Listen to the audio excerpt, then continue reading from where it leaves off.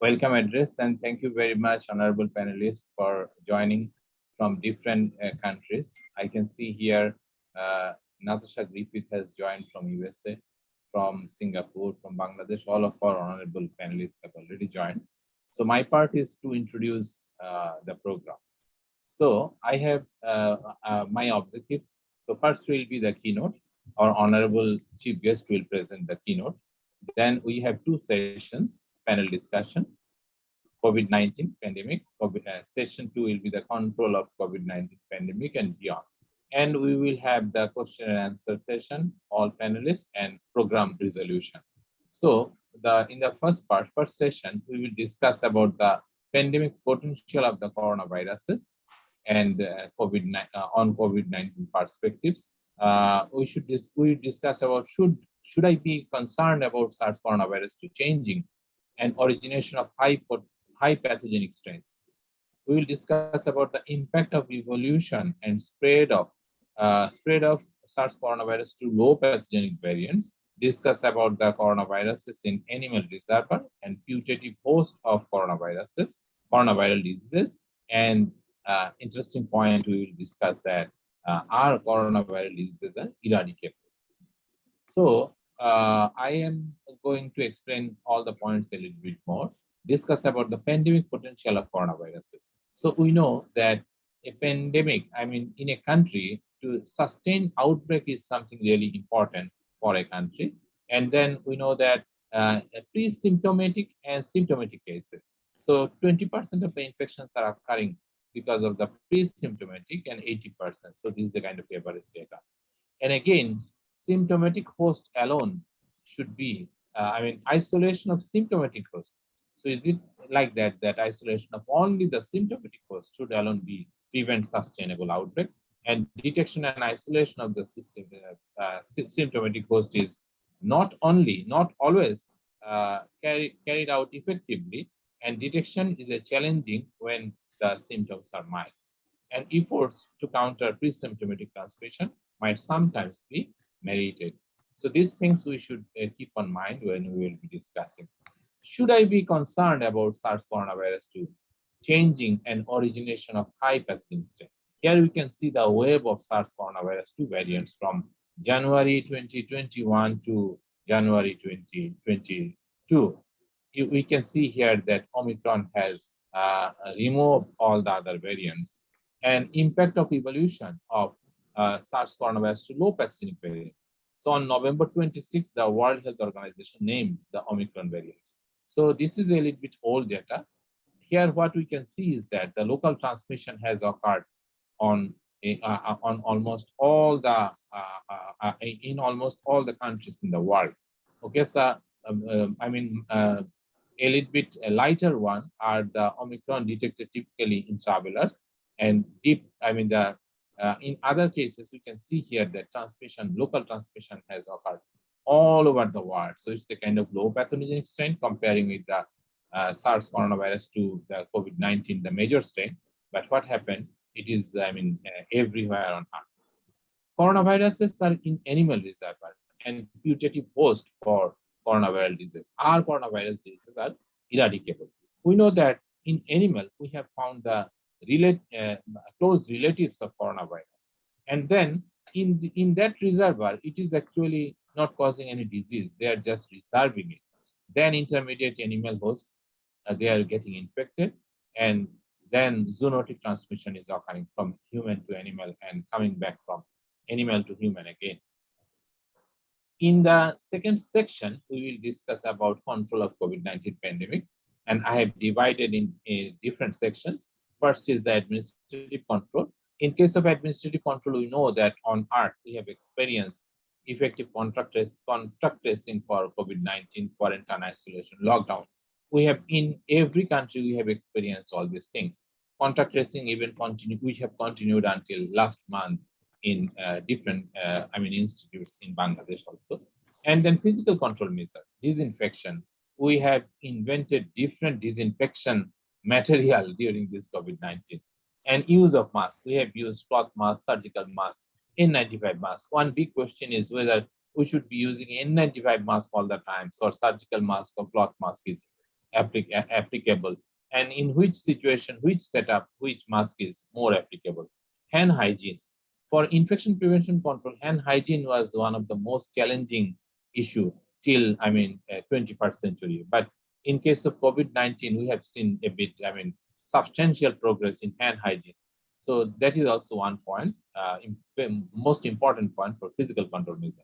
Biological control measure. Vaccination is the most important, the only biological control measure to control a pandemic.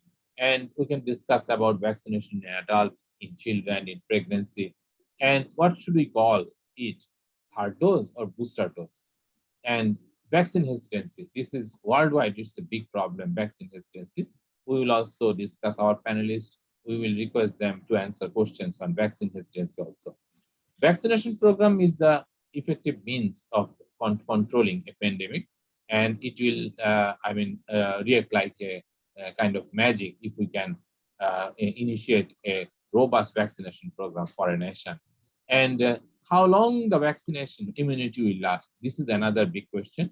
We can also discuss about that during the panel discussion. And regarding vaccine hesitancy, we should all stay together, say yes to vaccine. So there is no alternative of controlling a pandemic without the vaccination. So say yes to vaccine to boost up your immunity. So whatever the vaccine is, ultimately that it will impacting in the body following same mechanism. And we can say we can take it in a different form. Ultimately, it will elevate, it will amplify our immune system. And vaccination is a biosafety measure. We will also discuss about that. We will ask our panelists to explain this issue, why vaccination is a biosafety measure. Vaccination is also a biosecurity measure. These slides are also self-explanatory, how vaccination is a biosafety measure. And vaccinated individual is, more benefited, even if there is a kind of, safety breach, malfunctioning of the equipment, infection is spreading in the lab, vaccinated individual is, more protected for his elevated immunity. And in case of vaccination is again a biosecurity measure during the transboundary movement. We will also discuss about the available treatment, and we will also discuss about the transmission surveillance in human and animal. So one very interesting fact is in Denmark, so there was a transmission from mink to a human, and then again a human to mink. And for that, European Center for Disease Prevention and Control emphasized on vaccination in surveillance in human and animal. We will also discuss about that. We will ask our panelists to make comments. In a kind of situation, in case of an endemic situation, so there is a balance in population immunity and also the number of infectious disease in the environment. What happens in a kind of epidemic or pandemic? This balance is, this is a kind of imbalanced situation. Population immunity is less than the infectious diseases. And then if we have readily available treatment, we can make some kind of balance. With prevention, we can make a little bit more balance. Together with prevention and treatment, we can bring back the situation to the normal status. Population immunity is now more than the infection. And this is actually the most expected scenario. Our today's panel discussion will ultimately direct us towards the prevention and control of pandemic, how we can maintain the endemic state, or whether we are expecting that we can even eradicate this disease. So this will be the ultimate discussion. And what we have to keep in mind that we are living with coronavirus from the ancient time. We have what we have now. We have now 2 or 3 new derivatives. So we have to learn how can we live life with controlling the exposure. So with this, I will complete my program introduction. Thank you very much for everyone for patient hearing. Thank you so much, Dr. Sadul Ghani, for your speech. And now it's my immense pleasure to introduce Professor K Srinath Reddy. So Dr. Reddy is presently President of Public Health Foundation of India, PHFI, and formerly headed the Department of Cardiology at All India Institute of Medical Sciences. He was appointed as the first Bernard Loan visiting professor of cardiovascular health at the Harvard School of Public Health in 2009 to 2013 and presently serve as an adjunct professor of epidemiology at Harvard University at 2014 to 2023. So he is also adjunct professor of Rollins School of Public Health, Emory University, and honorary professor of medicine at the University of Sydney.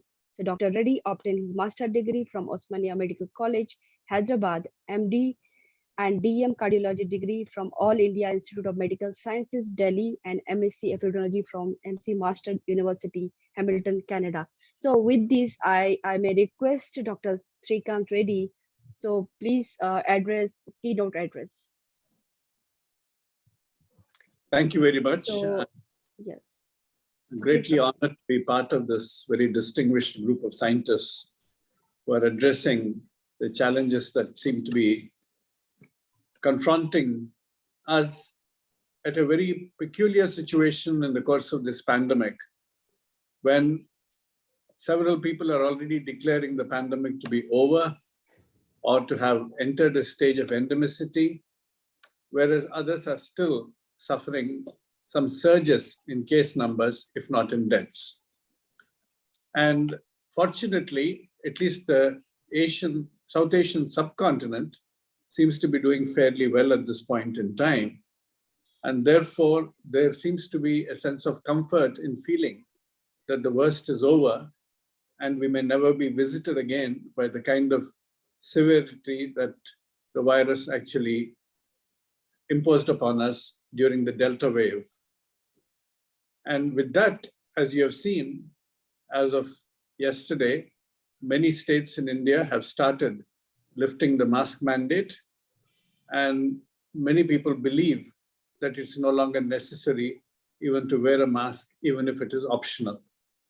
So under those circumstances, how do we actually react to the global pandemic still being considered a continuing and alarming threat, as the World Health Organization declares? And how do we actually prepare our health systems as well as social systems to meet this transition currently as well as in the future? These are some of the challenges that you are addressing.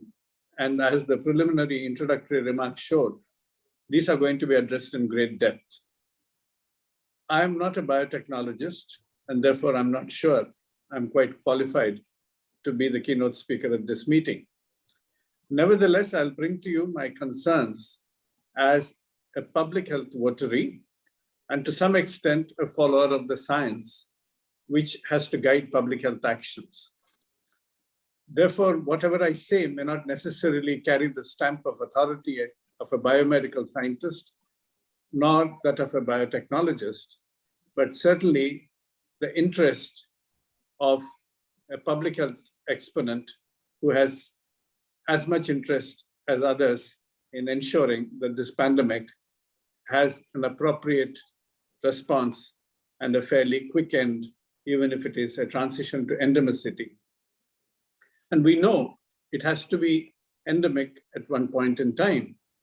The kind of hyperbole with which the virus was greeted in 2020 with the statements that we will eradicate this virus using the strength of vaccines and drugs has sort of evaporated now, recognizing that we are not likely to eradicate this virus, and that it was even foolish to consider that, given the fact that there are only two viruses that have been really eradicated, that is smallpox in humans and rinderpest in animals.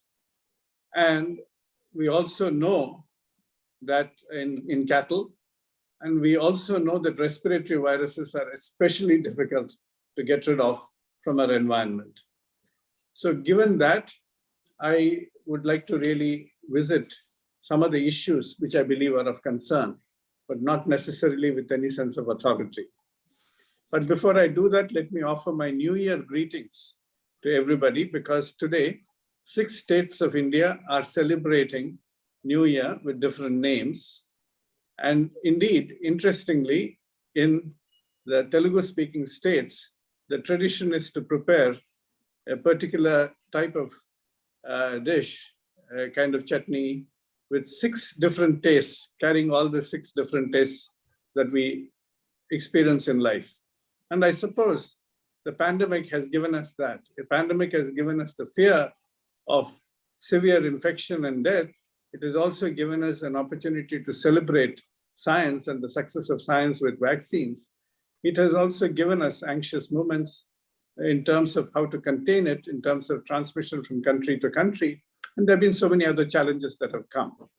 So when we recognize that life is a balance and sometimes a compromise, but a compromise with as much of comfort as possible, then we recognize that endemicity is not a bad outcome of a pandemic. Eradication not being possible, endemicity is something that we might settle for. So we look to the future with hope, while it will be a mixed bag of hopes, challenges, opportunities, and threats. But there are questions there. First of all, are we moving from the pandemic to an endemic state? And that's where the question mark has been raised, even in the title of this conference. Is the virus changing? And if it is changing, is it a sequential evolution of the same virus, which is proceeding because of evolutionary pressures from a more virulent form to a more infectious but less virulent form with a greater capacity for vaccine evasion or immune evasion?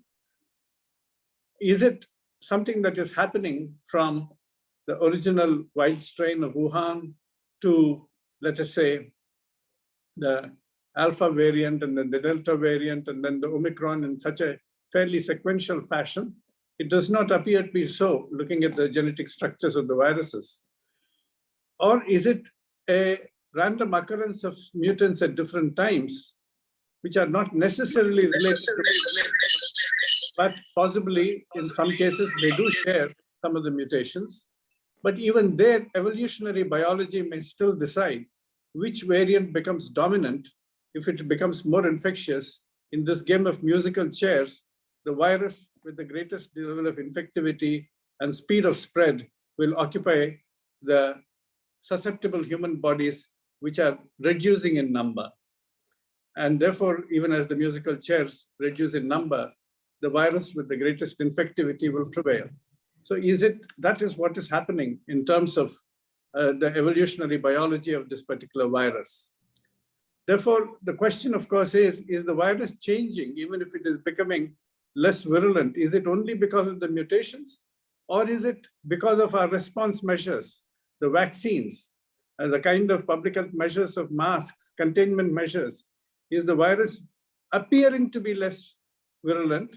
Is it killing less number of people because of these defenses that we have erected? Or is it intrinsically less virulent now? These are all some of the questions that arise, but it does appear that Omicron, from whatever has been reported in the scientific literature, is more adapted to staying in the nose and the throat, less capable of penetrating into the lungs, and therefore less likely to cause serious pulmonary disease and death, except in those who are relatively immunodeficient or immunocompromised or elderly, and therefore may be still affected. But given that situation, still we find that Omicron is killing a large number of people and infecting very large numbers. Therefore, it's not something to be taken lightly, even if it does appear that several countries like South Africa, India, and even UK and Denmark have reported that the infection to fatality ratio is much more in favor of the infection being mild rather than being in severe. But what is endemicity? Before we start questioning, are we really moving into an endemic area of our life with the virus? Firstly, is the virus stable? Is it predictable in terms of its evolution?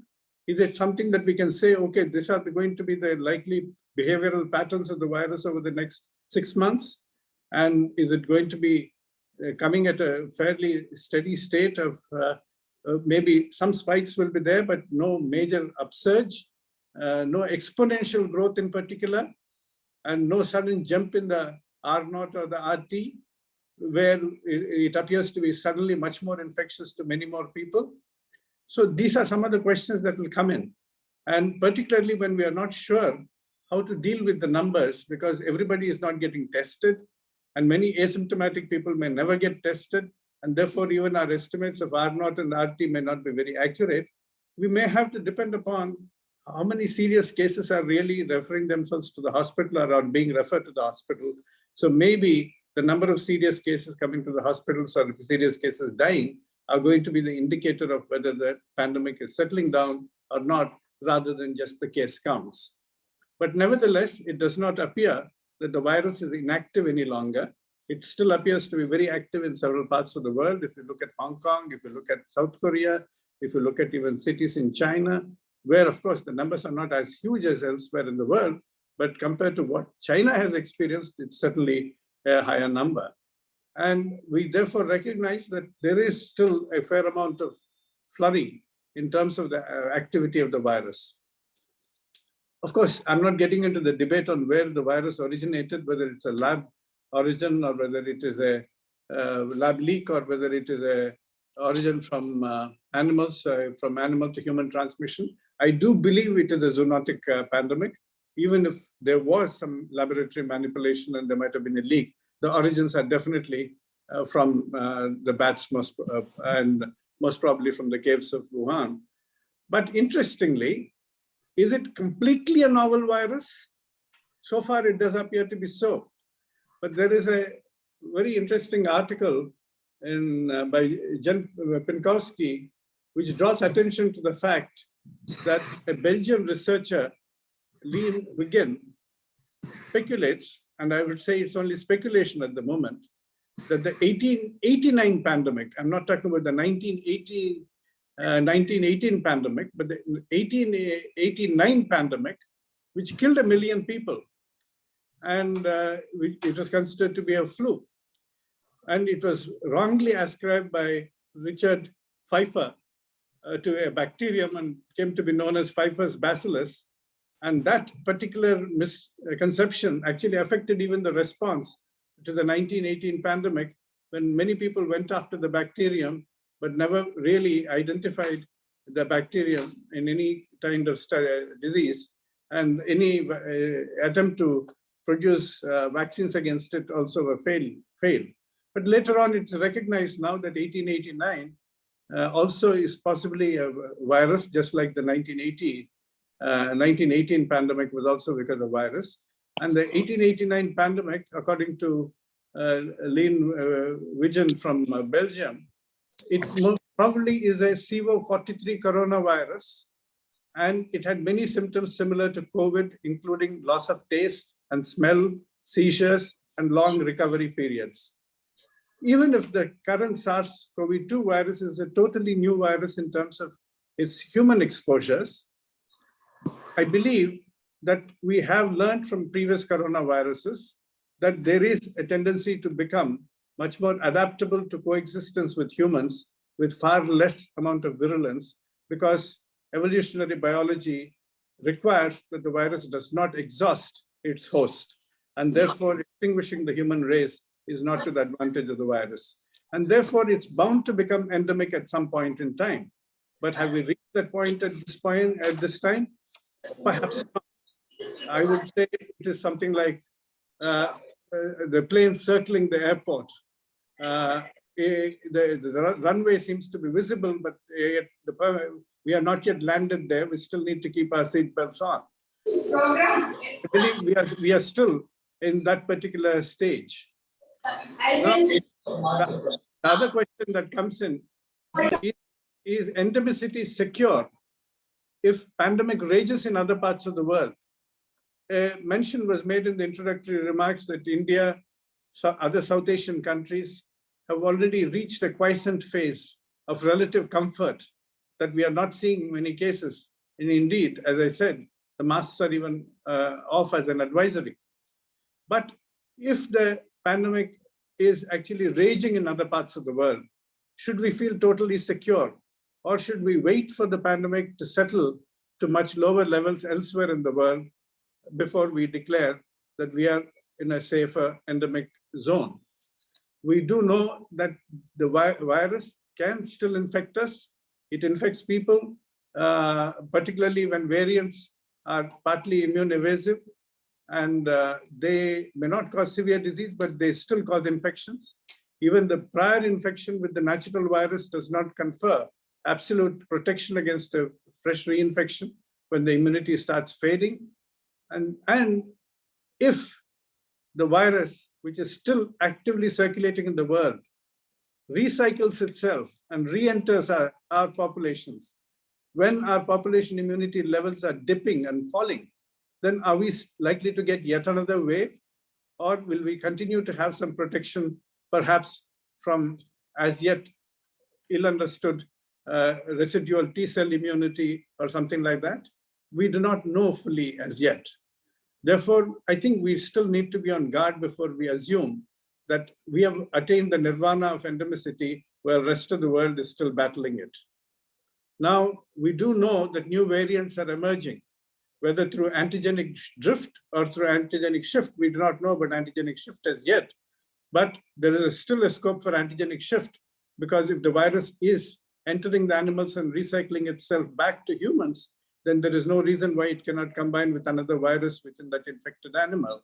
Or even in a person who is immunosuppressed, who already has other viruses in the body, there is a possibility of an antigenic shift. But even if we say that so far there is no such evidence and it's mostly antigenic drift, we are seeing a plethora of variants emerging. Even in Omicron, apart from BA1 and BA2, now we are hearing of Omicron XD and Omicron XF, which seem to be arising from some combination of Delta and BA1.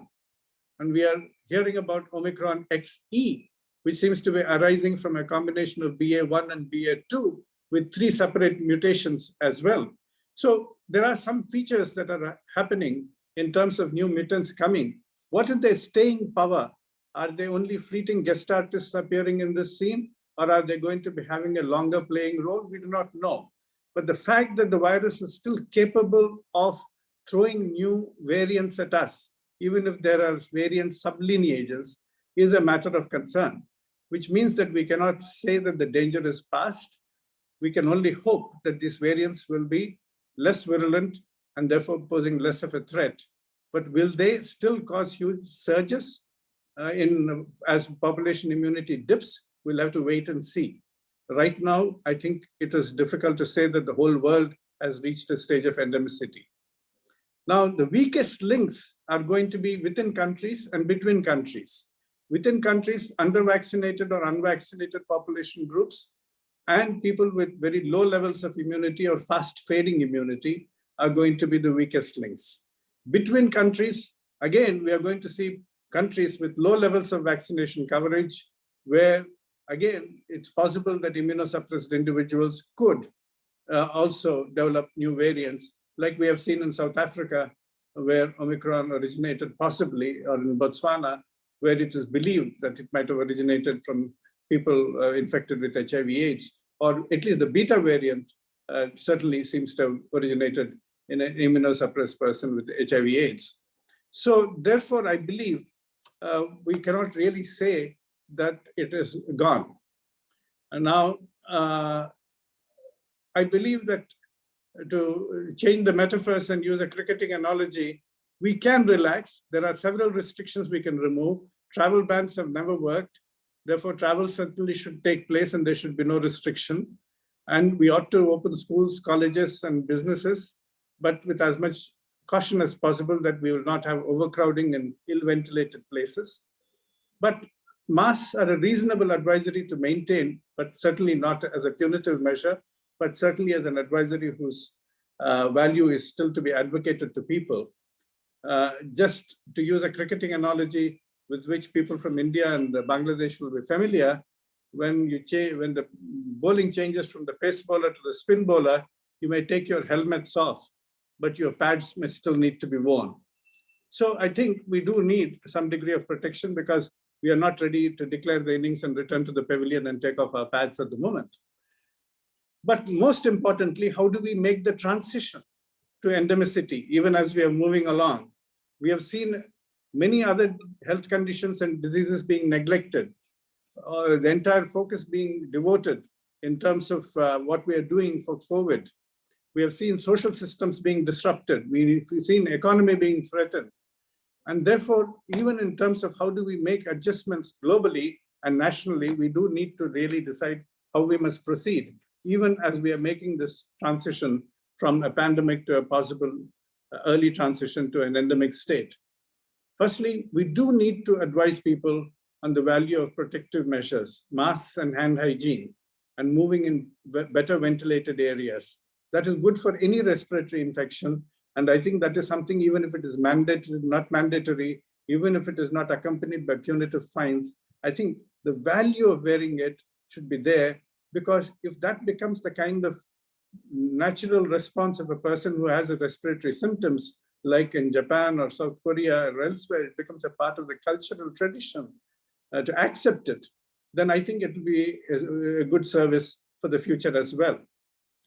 Then, of course, we do need to ensure that there are some broader societal changes.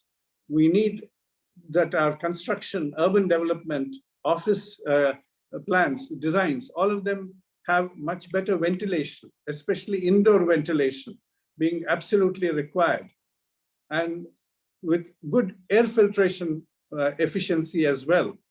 So that is something that we may want to see. All of these are important elements that we come in with, where there is sufficient airflow. Then we ought to see that as much as possible, we try and ensure that there are no very highly crowded events in indoor places. We need to definitely ensure that our health systems are going to be much better positioned in terms of meeting an upsurge, should it happen even in the COVID-19 pandemic, or if new pandemics arise. And therefore, we ought to really build that capacity in. Firstly, in terms of ensuring that our primary care capacity is very strong for early detection of symptoms through syndromic surveillance, prompt testing. That means basically symptom-based and test-based surveillance measures should be there. And also for taking care of people in home care if it's not severe, or triage for hospital referral when required. And we may need to build in sewage surveillance also into our municipal systems for microbial surveillance, apart from human symptom-based surveillance. We ought to definitely improve our testing capabilities and tracing capabilities. And even if there is a community spread where contact tracing becomes less useful, we may still need, if there is the appearance of a new variant, to certainly undertake contact tracing to see that that particular new variant doesn't spread very fast. So all of these are going to be important elements. And certainly building facilities for isolation or for quarantine, and for ensuring that we have the right kind of protocols which are constantly updated on the basis of accumulating evidence for home care, which is going to be the requirement of majority, and for hospital care, which may be the requirement of the minority. But nevertheless, both should be very effectively linked with emergency transport systems as well. So these are going to be important elements as well. And in terms of testing, we definitely need to ensure that genomic analysis is also carried out at a fairly high level so that we can spot the new variants coming in as soon as they do appear, they're spotted. And there, South Africa requires great credit for early reporting of the Omicron. Unlike, for example, the Alpha variant, where UK took several months to report it. They first collected the sample in September, but they reported the variant only in December. Now, in terms of social systems too, we require changes. We need income protection for people who are falling ill or who are getting isolated, who are getting quarantined, or where the offices and factories have shut down. Because without that, we are going to see horrific effects of the pandemic. We need, apart from financial and social support, much better communication. Risk communication has not been very effective in the early stages of the pandemic. So we need risk communication to explain what the risks are, what the effective methods of prevention are, what are the benefits of masks are, what are the benefits of vaccines are. All of that, taking the community into confidence, community engagement, community partnership, these are going to be very important. I know Bangladesh has a great strength in its NGOs and community partnerships, and India needs to really pick up some lessons from there. So we certainly need vaccine equity. There is no question that we should actually, about vaccine equity, we cannot afford to have a world with widely disparate levels of vaccination. And for that, we need to ensure that all the processes are also streamlined, right from production of vaccines to the investments by capital, whether it is government or international financial institutions or the private sector, that the capital is fairly spread out across the world so that the production facilities and the vaccine development capability of laboratories are also supported all across the world. We know that when supply chains become vulnerable, even if there is a concentration of production facilities, the rest of the world suffers. And we ought to make sure that certain populations and certain sections of the world do not corner the vaccines and use them for repetitive boosters, whereas the rest of the world does not even get the first or second dose in adequate numbers.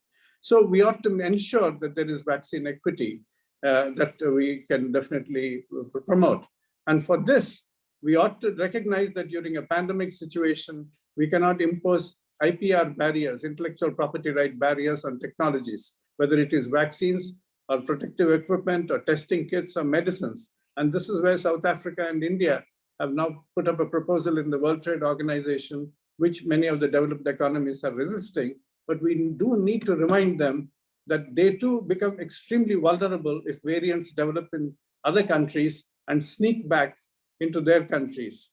And therefore, it's absolutely important that the whole world is protected. Protection in a pandemic cannot be piecemeal. So we also need shared information. I must give credit to China, at least in this particular instance, that within days after identifying the variant in the end of December, they put out the genomic structure on the net, and that gave an impetus to the development of vaccines and testing kits very fast across the whole world. We do need information to be transferred and shared across the world so that the ability of science, which is well distributed across the world, can be brought to bear its collective strength in providing the response so that the whole world can actually fight the battle together. So that sharing of information also becomes absolutely important. And finally, let me say that it's very critical, as has already been emphasized in the introductory remarks, that we cannot think of it only in terms of as a technological response. Technology is important, science is important, and public health measures too are important. But we can't think of it only as a health system response or as a technology response. We have to recognize that the conveyor belts for pandemics, which are of zoonotic in nature, are laid by human beings. It is not a chance occurrence that in the past 70 years, 70% of the new outbreaks across the world have been zoonotic in nature. And that is not because the animals have suddenly become malevolent towards human beings, but because we have laid the conveyor belts through extensive deforestation, because of urban growth, unplanned urban growth, because of excessive dependence on animal foods. We have expanded even our agriculture feeds through deforestation so we could grow more grain to feed the animals. Deforestation because of mining, extractive industries. A variety of acts by humans have made the natural barriers between forest-dwelling viruses, microbes, and vectors fuzzy, and they've sort of erased and eroded and erased those barriers, allowing free entry of these microbes into veterinary and human habitat. And unless we really start respecting some of these natural boundaries and ensure that we change our ways of how we are developing our societies and ensure that there is a ecological sanctity that we respect and protect, we will continue to see these pandemics. And even if we do enter at the stage of endemicity for this particular pandemic, as we will surely do at some point in time, possibly in a few months, but certainly not very far into the future, we will certainly see this virus becoming endemic. But we might then see new pandemics emerging if we are profligate in our assault and use of natural resources. If we are profligate, if we are intemperate in our assault on nature and profligate in the use of our natural resources. So that is where I believe we ought to look beyond a technological or health system solution, even as we prepare ourselves for the immediate combat with the virus. We ought to really mend our own ways to ensure that the ecological pathways of zoonotic pandemics are no longer widely open. Thank you very much.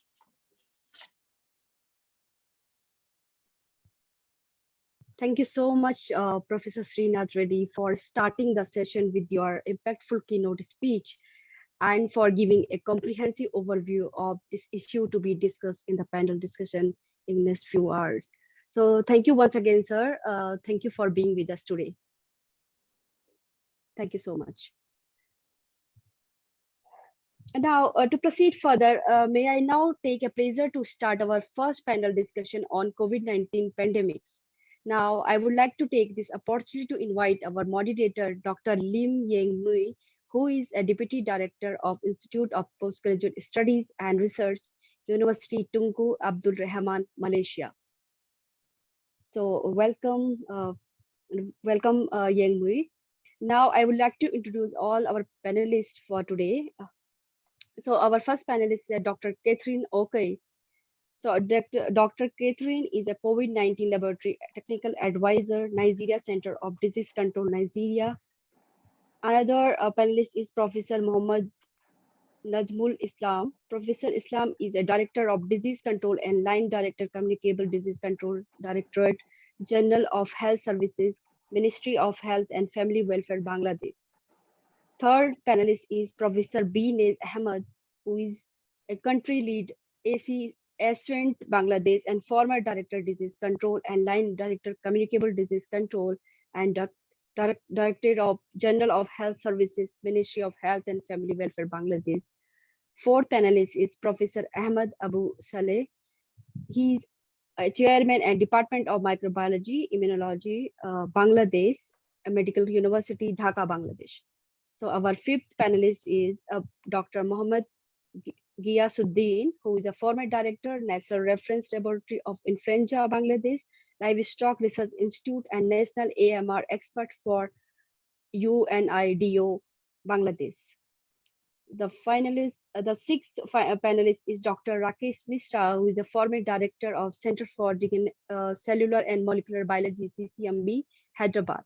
So I invite all the panelists.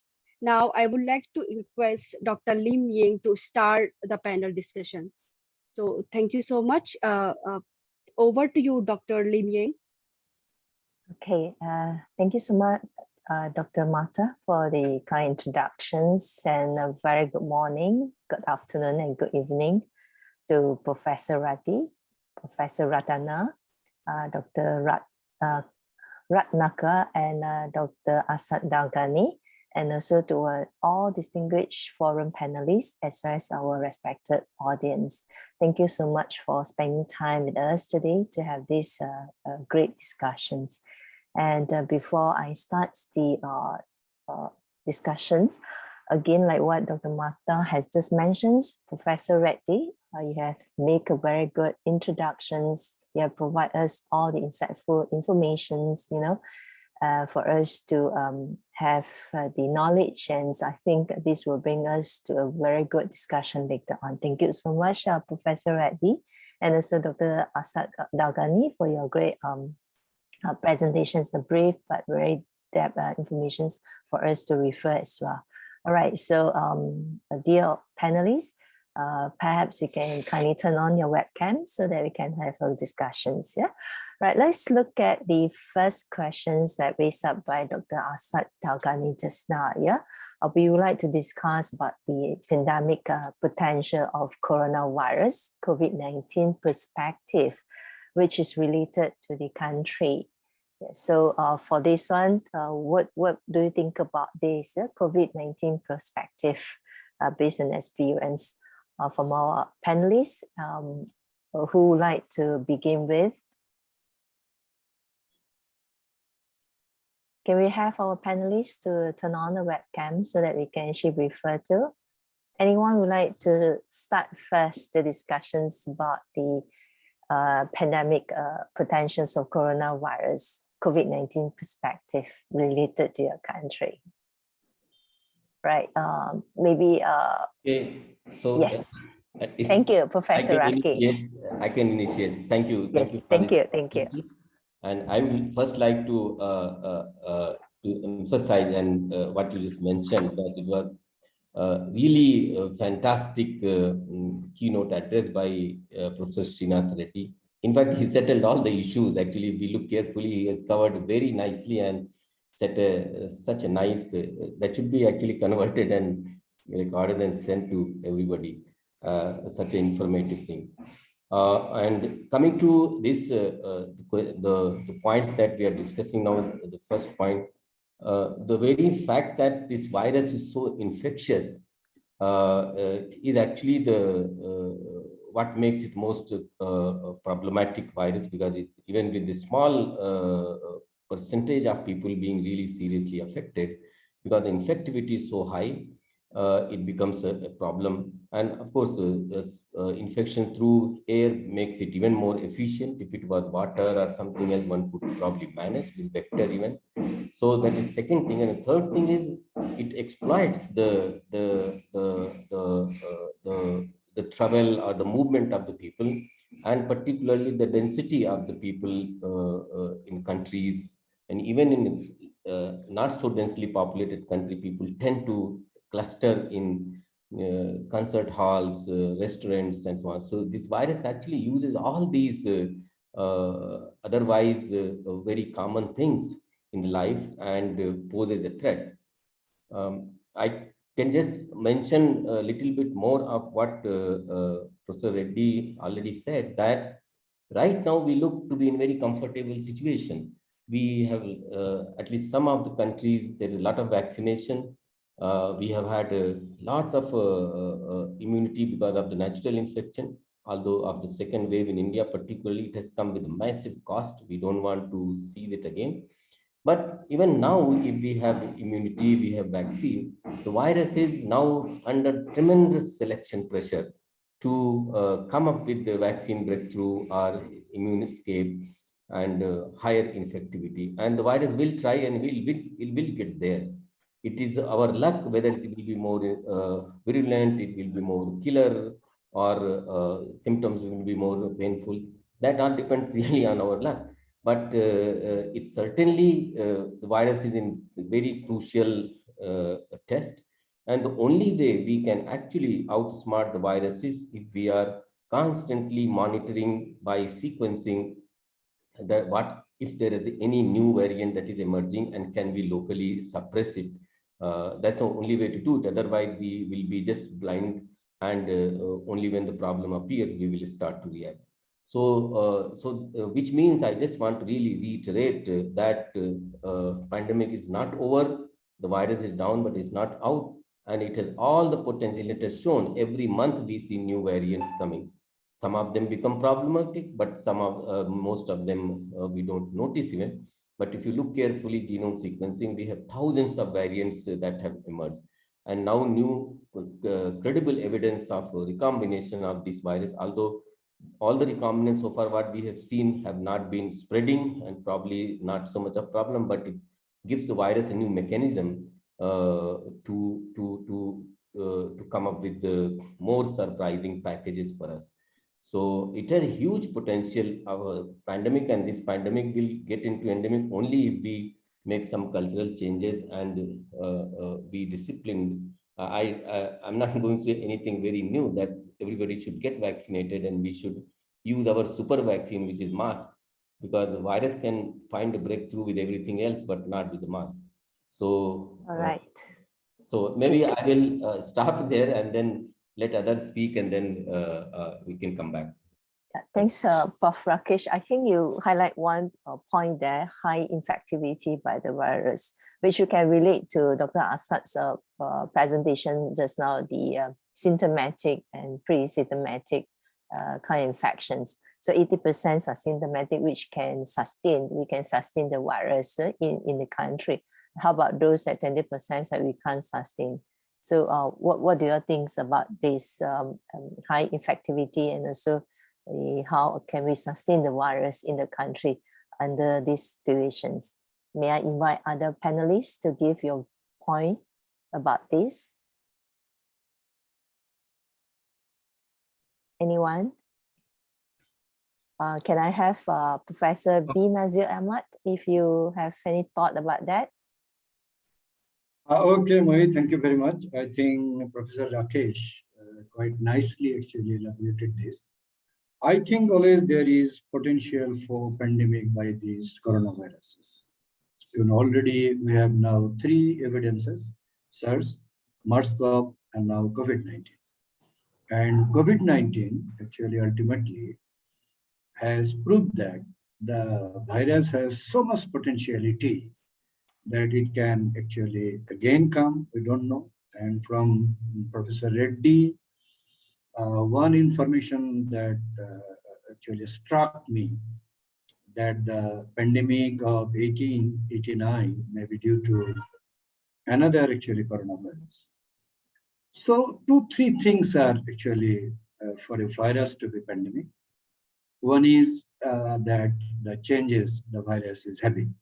We know that influenza is always, pandemic is in nature, as it is always, there is mutation, there is endemic shape, there is endemic drip, and there are 8 segments that can be replaced by one by another, and there can be mixing within an animal, and combining some segment of another virus within the animal, it can change. So this is one. So we always are concerned about the pandemic due to influenza, and it is happening. It happened last in 2009, and earlier it happens many a times. And maybe one of the most actually common pandemic agent we can tell. Now, another thing is regarding what about the immunity. So, and also actually immunity gained due to another virus, can it actually give some immunity to the similar another strain or virus? Say for example, 2009, the virus was very much infectious, but we didn't find a lot of mortality. And actually we are thinking about that. And maybe the older people having some immunity that gained through say earlier pandemics, like 1957 or 58 and 1969 influenza pandemic, and having some segment similar in the 2009 pandemic virus, that can actually give some, not whole, but some immunity among those people. So this is another. I think with these two, there will be actually decision that whether a virus or a agent is going to do a pandemic or not. So this is my point actually. I want to just add to Professor Rakesh. I know that he mentioned quite nicely. Thank you. Over. Thank you so much, Professor B. Nazir, for your concerns that you talk about the high infectivity of this virus. Yeah, and you also mentioned about the immunity. And we do know that certain segments of the community will not receive vaccinations. They refuse to receive that. And what Professor Reddy also mentioned just now, yeah, re-emergings of these viruses, revolutions. So we are now in the transitions of pandemic to endemic, and with these smaller populations that do not having these vaccinations, and they have low immunity as well as more relevance to these infections. So what do you think about those high pathogenic strain? Will there be another high pathogenic strains coming up later on after a few months once we have relieved all this? What do you think about this? Over to you, Professor B. Nazir, if you have any or we can have Professor Ahmad Abu Saleh. Yes, I can tell a little bit about that. My actually thought about that. To me, actually, there is less chances for these COVID, these virus, the currently existing virus, because you see, we found mutation, no doubt about that, but we didn't yet found another strain. It was up to the variant, and some variants are more infectious, some variants are more, you can say, having more mortality, up to that. And actually, I am finding some similarity between the 2009 influenza pandemic of this virus and the current Omicron variant, that huge number of infection, but less mortality. When there is huge number of infection, so you can say that a sort of natural herd immunity. So it will be difficult for the virus if a major shift is not there, that we didn't find during the last 2 years, that another severe variant is coming that can again start the pandemic. Why we are seeing a little large number of infections recently in China, Hong Kong, and South Korea, which relatively did better in the earlier phases of the pandemic in 2020 and earlier part of 2021. And that one thing maybe they actually did well. They could protect their people from the infection. But in our countries like that, we actually have more infections earlier even. Some of them are actually without manifestation, asymptomatic. And that actually is helping us now to not having much more infection. So my comment, actually conclusion is that I am not thinking actually very high that these strain or this variant is going to having another severe variant or another actually pandemic. Over to you. Right, thank you. How about Professor Ahmad Abu Saleh? Do you have any comments and feedbacks on this? Thank you, Professor Lim Yang Moik. I have so excuse me for I will not talk much more. So I'm going to state the answering the question: has it the potential of coronavirus remain as pandemic?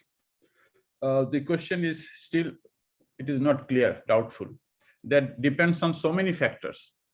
So the fact vaccination, the immune status, and conversion into from pandemic to endemic state. So long it will remain in the endemic state, it has always a potential to become a virulent state to convert itself into a pandemic status.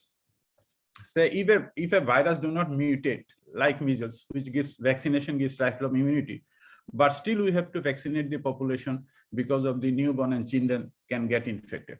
Mm-hmm. So such a situation we cannot rule out in case of corona. So it can remain, convert itself into an endemic state, remain in a regional population, even if it does not mutate, but we may have to have our all preparation, including the vaccination and the safety issues. So any endemic virus has a potential to become a pandemic one because it has a potential of mutation or history of mutation. So this will be my answer from my part to your first discussion point. Should it be concerned about SARS-CoV-2 changing an origin of high pathogenic strain? Yes, if it remain as endemic, unless we can eradicate it, this chance always remain from, I think. So as it has a mutational potential. Even non-mutant variety, we are not being able to eradicate measles also. So it has another potential that as it mutates, so it has a potential to become pandemic anytime if it remain endemic. Very apparently, we may be happy that the pandemic state is going on. We are shifting from pandemic to endemic, but it should not give us a satisfaction that we are eradicating it. So our target should be in a state of eradication. Otherwise, we may have always in a threat for coming and pandemic one. So vaccination and the eradication of the foci should be simultaneously strictly. We should not be relaxed because of this current situation. Naturally, every virus does not has a natural history. It does not remain pandemic throughout decades. none of the virus so far remains such. So it will go down definitely, but when and how it will go down to an endemic state or whether it will eradicate, it is still uncertain. So for the first question, that were my observation. Thank you.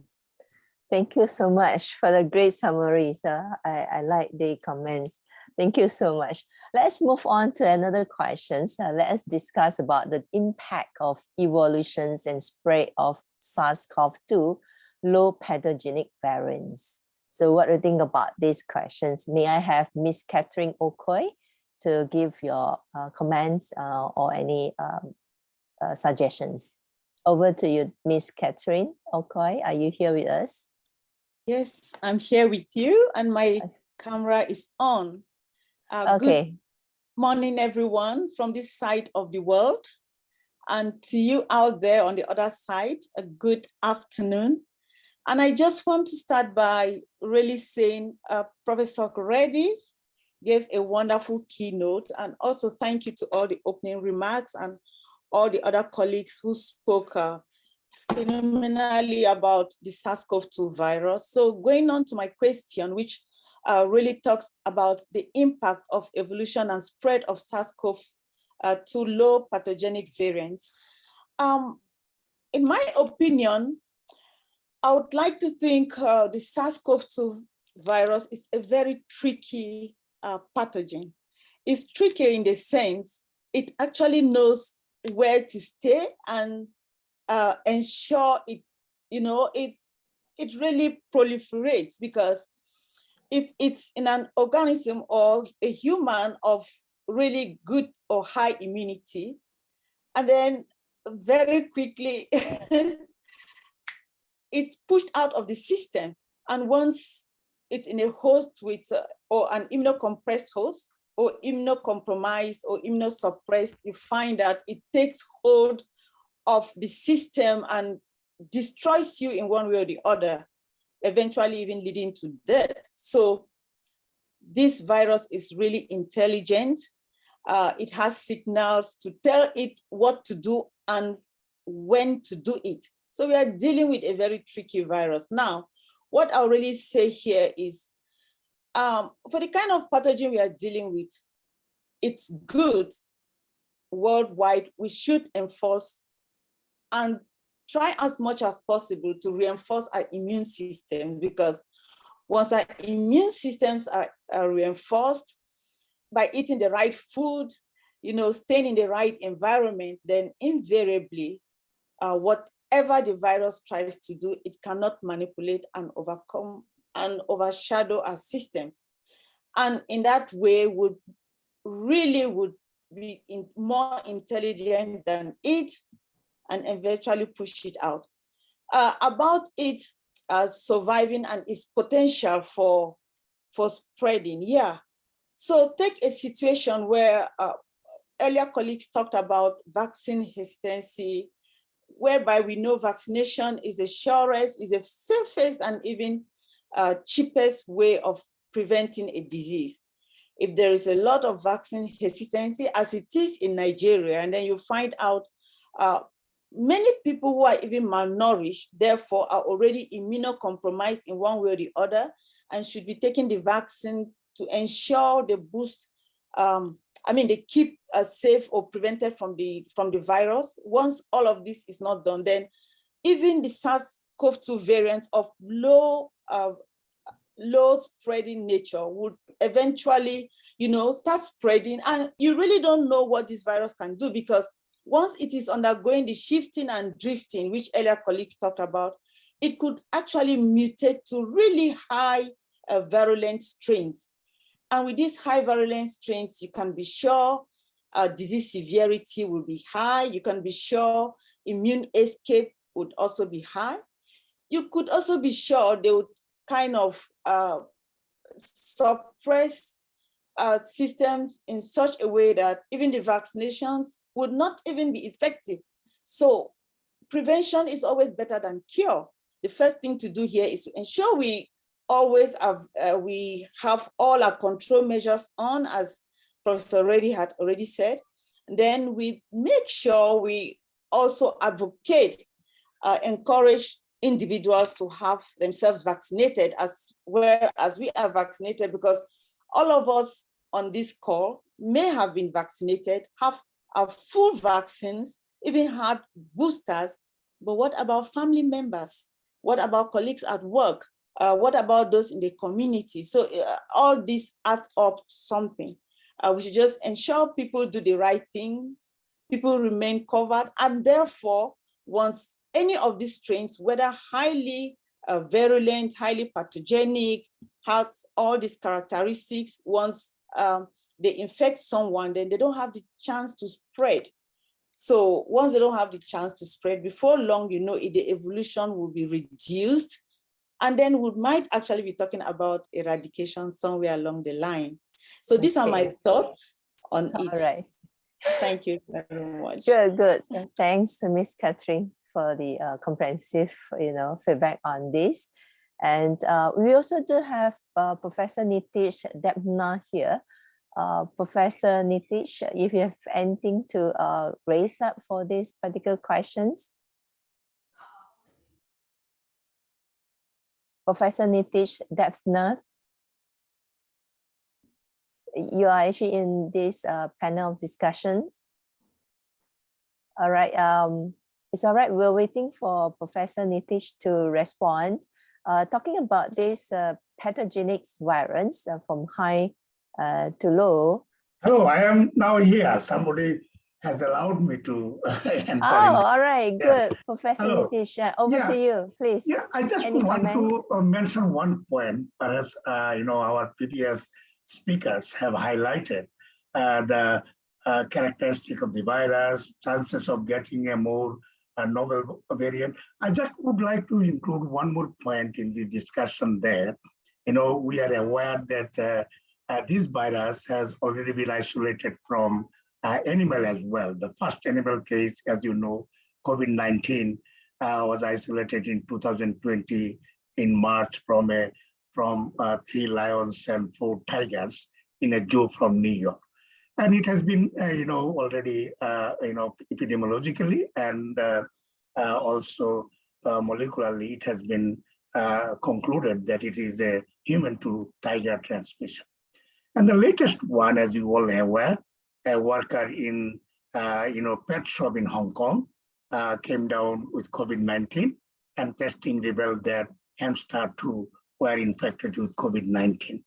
So in between this period, altogether, what we know, the coronavirus has been found in dogs, cats, tigers, lions, gorillas, mink, hamster, and white-tailed deer. This cross-species spillover may result in establishment of a reservoir that can further drive the emergence of a more novel variant with potential for spillback to human beings. And the story of COVID-19 emergence sends a very powerful message. A quantum leap in bad coronavirus surveillance and research is urgently needed, because bad to human transmission of SARS-like viruses have already been detected, and perhaps representing a pandemic near misses. Even more genetically distant SADS coronavirus infects cells, humans, and numerous other vertebrates, raising a big concern about indirect coronavirus emergencies. So altogether, what I would like to say, that a chance of emergence of a new variant is not unlikely, because we have already gone beyond human beings. And there could be a reservoir, and you all know the bats to human transmission, this is a sort of normally. So what I would say, in 2020, our science is sufficiently robust to have a good chance of controlling pandemic viral emergencies within 2-3 years. That's what Dr. Reddy has already said, and I agree with that. But dramatically insufficient to prevent and control their emergence in their first place, that is in the origin. Here, I want to emphasize that a sort of One Health approach in all spheres of life is needed. Research, education, service, a whole of a society movement of One Health, locally, nationally, regionally, and globally needed to deal with emergence of corona or any other new corona zoonotic pathogen. That's my point. Thank you very much. Thank you, Professor Nitish, for the summary of this coronavirus related to animal reservoirs, yeah, and also the as a host for these transmissions. Thank you so much. And you also talk about these variants. So we go back to the topic about these pathogenic variants of coronavirus. Can we have your inputs, from Professor Nazmul Islam about the pathogenic variants of coronavirus identified in Bangladesh, and also what are the importance of the spread of these low pathogenic variants in the pandemic to endemic shift? Professor Nazmul Islam, can you, share with us your point? Yeah, thank you. Thank you, yeah. Thank you for giving me the floor. Organizers, respected participants, panelists, and participants all over the world, warm greetings and good afternoon from Bangladesh. Actually, there are some of the coronaviruses, those can infect human beings, already know, but there is no routine surveillance for all coronaviruses other than SARS-CoV-2 in Bangladesh. WHO, in collaboration with partners, expert networks, national authorities, institutions, and researchers have been monitoring and assessing the evolution of SARS-CoV-2 since January 2020. During the late 2020s, the emergence of variants that posed an increased risk to global public health prompted the characterization of specific variants of interest and variants of concern in order to prioritize global monitoring and research, and ultimately to inform the ongoing response to the COVID-19 pandemic. WHO nomenclature is simple and easy to use by public, but scientific names are not replaced by WHO nomenclature, which is given by GIS, AID, next to strains and pandemic. And particularly during this pandemic, what we observed, the earlier variants were more lethal than the later in terms of rate or percentages. There are so many factors, those who could contribute, which are the questions for the researchers. From the public health perspective, we observed that the virus is getting weaker than its original one. And it is always a reality for all the organisms that for mutation, they have to pay the cost. Mutation costs in most of the times are detrimental for pathogens, and they have to lose many properties of their original for mutations. What we have seen during this pandemic, that the new vaccines came out from different parts of the world. Researchers, scientists, they contributed a lot. Pharmaceutical industries, and within less than a year, we got many vaccines. Some of them are WHO pre-qualified, some of them are regionally qualified, and ultimately we got vaccinated. These vaccines gave immunity for earlier variants mostly, and definitely partial immunity for later variants. For adaptations, these viruses needed more mutations. Though still we need more researches, more lab works, but it may be one reason that we are getting low pathogenic variants in the later parts of 2021. But low pathogenic variants may play an important role in pandemic to endemic shift. We observed that low pathogenic variants have more transmissibility, so that they infected a lot more people within a very short period of time. But definitely they were as a lesser, to some extent less lethal. They produced less lethal effects on health-related burdens, and was also very low. And in an immunocompetent persons, maybe these variants they also helped us with some boosting the immunity also. It is most likely to happen that after the end of the pandemic, the virus will become endemic. It may also happen that there will also have some regional differences of variants of distributions, like as influenza. In future, these variants will become important components of the newer vaccines. But we must be very cautious about to be very much self-contained or very much self-confident. We need to go on continuing the research. We need to monitor very closely, need to strengthen the surveillance activities, and data sharing is also very important within the region and among the different nations of the country. And as this is a global pandemic, we need to address this issue definitely globally, but we have to work globally.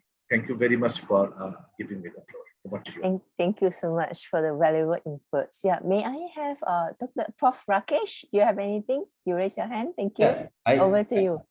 Yeah, I just wanted to add that the idea of low pathogenic variant is actually a deceptive one, because the same Omicron variant has killed hundreds and thousands of people. So it's not actually, it's a opportunistic. So we should not take it lightly. As even in keynote address, we were warned that we should not take the low pathogenic infection lightly. The reason is that there are people with the susceptibility, there are people with comorbidities. The whole population is not going to be young and healthy, and we have all kinds of issues. So low pathogenic are as dangerous, maybe sometimes more, because they are hidden enemies. You don't even know, and they will be spreading all over. And whenever they find someone with compromised situation, they will be dangerous to them. The second thing is, if we are ignoring them, they are evolving. This virus is evolving. Every month, it will have 2-3 new mutations that get established. Each person, when they are infecting, it's accumulating more mutations. So which means today it is low pathogenic, but tomorrow the same virus can give us more trouble. And even the current low pathogenic status is a little bit of premature, because we have only seen this virus for a couple of years. We don't know what is the long-term effects of this infection. Lots of serious studies have come out that what we consider low pathogenicity, they may have long COVID, and we have to worry about that. So I think we have learned enough to be very, very cautious about even the low pathogenic variants of this virus. And slowly testing will go down. People will not be, because they are not sick, they will not realize that they are carrying the virus. So I think we have to change our strategies. And which one of the things to track the low pathogenic variants is to do environmental surveillance carefully, which means collecting wastewater samples, and that has been well established. We have been from Bangalore City and Hyderabad City, we have been monitoring sewage surveillance. We have been carrying the sewage surveillance for now more than a year, and this gives very good, it's very cheap, very in very, fraction of cost, you can tell the infection status of the city. For example, even today, we know that in Hyderabad city, the reported cases are just 25. But if you ask me what is the real number, it's very different to think, because we are testing the sewage and we know what is the virus load here. It's just that people are not sick, so we are taking it lightly. So I think we should be extremely careful, because this is one way the virus is spreading its reach, and we are becoming careless. So we have to use the tools that are available with us, which is vaccine and mask. But at the same time, I think all the cities should put the sewage surveillance system in place, which will be very effective, not only for this virus, against any pathogen, AMRs, we can monitor very carefully. So I think some of these positives that have come from this pandemic should not be taken lightly when we are seemingly out of the problem, which we are not. We will be very lucky if there is no another wave, but it may be milder, it may not create much havoc, but we cannot take things for granted, and every life is precious that can be saved. So thank you, I'll stop there. Thank you for the reminder about all this. We should not be so relaxed after all. Yeah, the virus is still there. Thank you so much, Dr. Rakesh. In the same topic as well. Yeah, this Professor Nazmul Islam also mentions the low pathogenic variants. Will that an indication to us that, from high pathogenic variants now shifted to low pathogenic variants? Will that be an indication for us that we are shifting from pandemic to endemic later on? Will that be the indications? Back to you, Prof. Rakesh. And will that we seeing that, that virus can be, eradicated eventually? So I would say it's not really, these are independent things that we are going towards endemic. There are two reasons for this. So virus is evolving and the selection pressure for the virus is more infectivity. Right? More infectious the virus, better it will survive, more it will spread, and it has an evolutionary advantage. Now in the change scenario of so many people with natural infection and so people vaccination, so the other two evolutionary or selection pressure this virus is facing is vaccine protection and immunity that we have gained. So the new variants which will certainly come, they will be looking for being more infectious and escaping the immune and vaccine breakthrough. Because they are the only ones that are going to emerge. So those are the things that are going to be our problems, and that's why we have to keep chasing them. And coming to the question of whether we can eradicate, we have heard this, that we have been able to eradicate maybe just one virus from the human history. It's going to be, it's so infectious, so efficient. And the biggest advantage of this virus, like many other viruses actually, but maybe it has more, that it infects mammals, other mammals. So there are studies where experimentally, at least from 53 animals, mammals that have been tested, some 17, 18 of them get infected with this virus, and 7, 8 of them give back the infection to humans. So which means this virus has very good ecosystem to thrive and survive. We are not going to eliminate it by any means. So I don't think we should even think of eradication, but we can think of how we can live. We live with so many pathogens. So, so if we make sure that more problematic variants of this virus are tracked early and contained, that should be the approach. And we should, as actually Professor Reddy very clearly mentioned, that mask should be our culture now. That even if personally, if I feel that I'm having some discomfort, something, I should wear a mask. And if I go in outside environment, in a live way, we wear glasses, we wear a hat, various kinds of headgears. We can wear mask also, because that is helpful for us and helpful for others. It should be considered a kind of a civic responsibility of all of us to protect from all kinds of infections. We have damaged the environment so much. I hope we will recover at some point, because we have shown disrespect to other forms of life, which this planet belongs to them also. It's not only for humans. Since we have led to so much of damage, so many pandemics or new variants or new infectious agents are now spreading, encroaching to our livelihood and cattle so easily. We have to take exceptional measures. Maybe at some time we'll be able to restore some of the ecosystem around us, forest and something, or live little more responsible life the way we are compared to what we are doing today.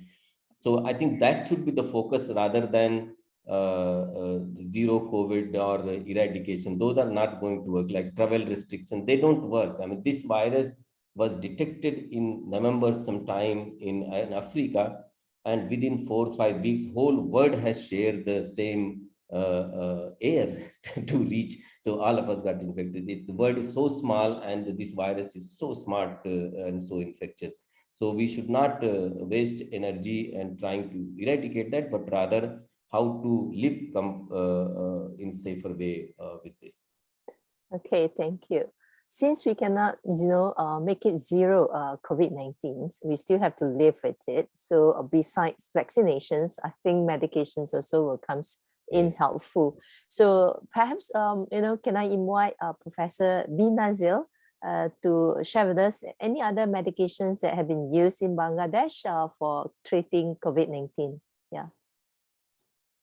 Thank you, Prof. Rakesh, and may I invite Professor B. Nazir to give your comment on this.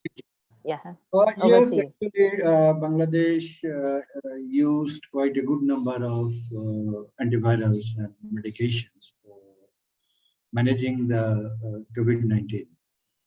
And I think the management, though at the earlier phases, felt some difficulties, but gradually our physicians actually could manage better, following the national guideline that was updated based on availability of different drugs. And also Bangladesh actually could produce the drug locally within very short time when it is available in the global level. And actually our Director General Drug Administration, they also provided emergency approval and could be actually produced and used directly. And the different antivirals that have been so far available, I think if not all of those, but many of those have been used in Bangladesh.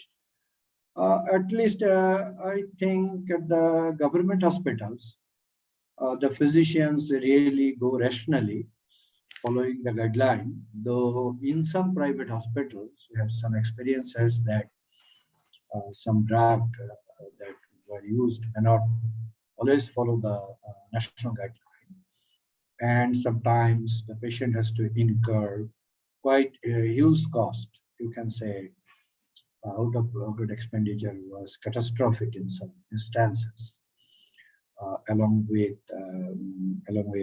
you know, the ICU cost and other costs. But one thing that was important in Bangladesh and maybe many other countries like Bangladesh regarding oxygen, availability and accessibility of oxygen, and you know, which matters a lot, you know, for preventing the damage of the different organs. And that we suffered quite long, especially during the later COVID, especially the Delta variant, which occurred in our rural areas and where actually oxygen was a problem. In many of the hospitals, there was no central oxygen, and somewhere there were not the actually oxygen supply. We had to import mainly from India, but actually due to high number of cases in India, Bangladesh couldn't actually import. So I think that for management, 3-4 things are very important. One is national guideline. There should be a guideline that has to be followed. And another thing that we faced is the infection prevention control practices in the hospitals and both in government and especially in the government. That is also important. And then actually availability of these, because even India, you know that faces a lot, having huge capacity of producing oxygen or other things, that this pandemic actually gave us a few actually lessons that we should actually practice, but I am not seeing yet. One is that we have to actually give importance to public health.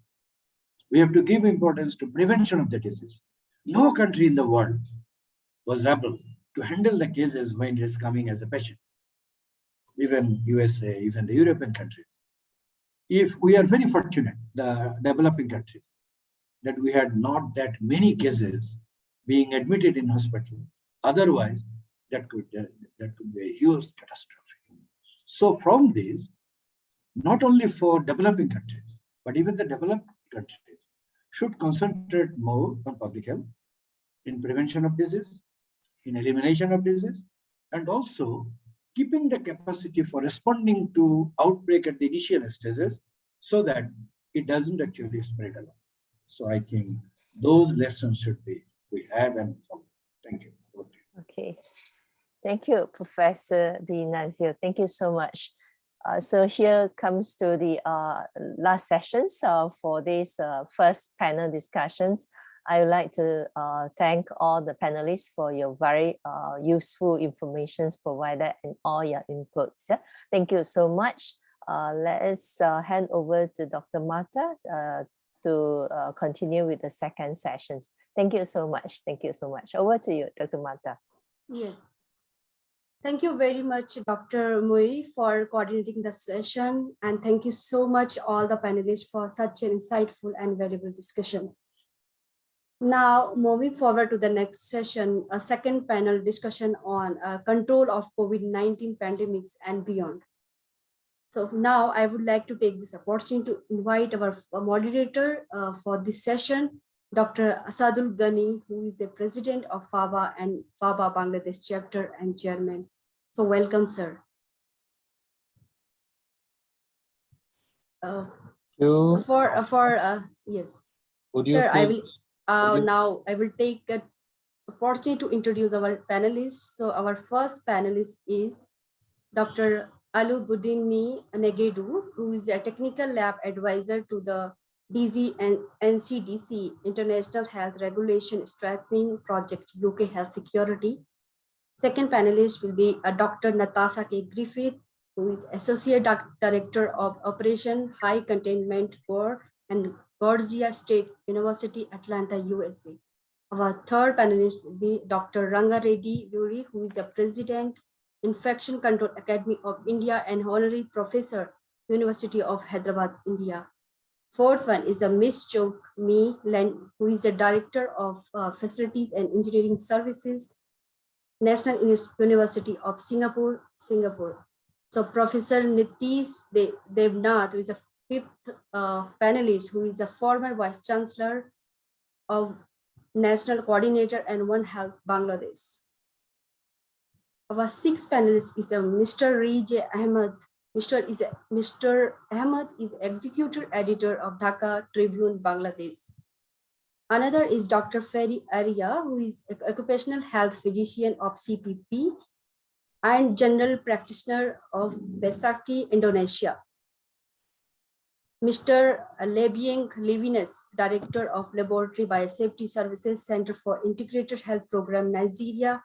And ninth panelist is Professor Lim Yung Hu, Deputy Director of Institute of Postgraduate Studies and Research, Malaysia. So thank you so much, all the panelists. And now with this, I would like to request Dr. Asaluddin kindly start the session. Over to you, sir. Thank you very much, Mamta.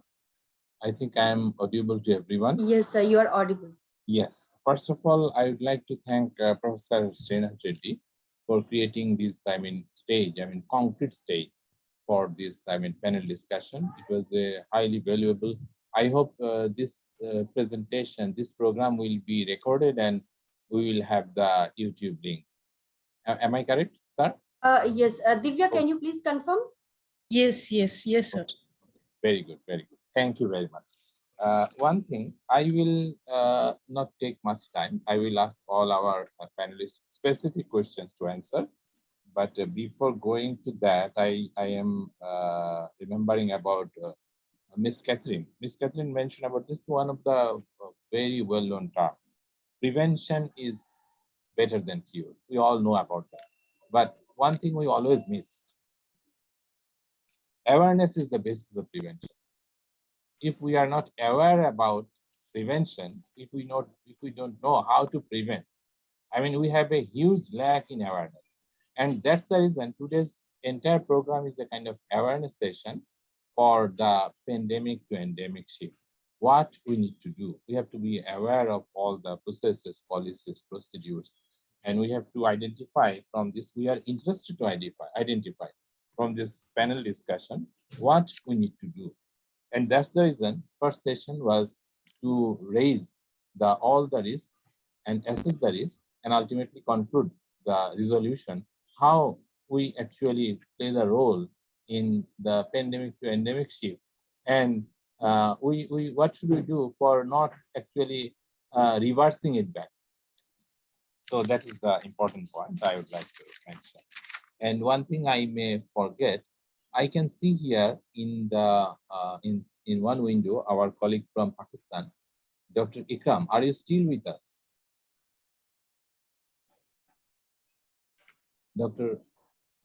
Ikram. So I would be very much happy if you make valuable comments for the first session and also for this second session at some point. So please get ready. I will ask you. And now, one thing I'd like to ask all of the panelists on my platter, I will request you to mention first, that should be definitely relating to your subject matter. So please, you also include few comments on the role of a specifically designed laboratory and also hospital infrastructure in pandemic control. So you will start with that. What do you think about your hospital and laboratory infrastructure in your country that contributed substantially in the pandemic control? And also what you have done. Suppose in Bangladesh, we have developed more than 100 laboratories to diagnose the coronavirus infection, COVID-19. That's we have done. We did not have those labs. So this is something really very important. So I will also be interested to hear from you. And first, I will start with Dr. Negedu from Nigeria. Are you with us, Dr. Negedu? I cannot see you. If you appear on the screen, it will be good for us. Where are you?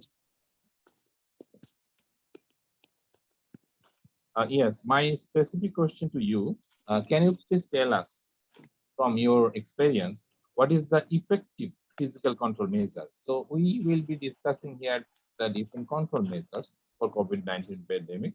I would like to hear from you specifically the most effective physical control measures and also your comments about use of cloth mask and surgical mask in controlling COVID-19 pandemic. Where are you? I cannot see you. So if you are not there, then I will wait for you for the next, and I will move to Professor Rangareddy. Sir, would you please explain to us the differences, very briefly, definitely, use of N95 mask and surgical mask. So it was a very big debate during the time of the throughout the entire time of pandemic, use of surgical mask and N95 mask. So please sir, please explain. Thank you very much, Dr. Asadul Ghani and colleagues. It is indeed my pleasure to be part of this August gathering. In regard to specifically the barrier protection, especially the masks, I think we have done from the beginning of the pandemic a lot of ups and downs, and a lot of decisions which we have taken, which were not sometime in cognizance of the science.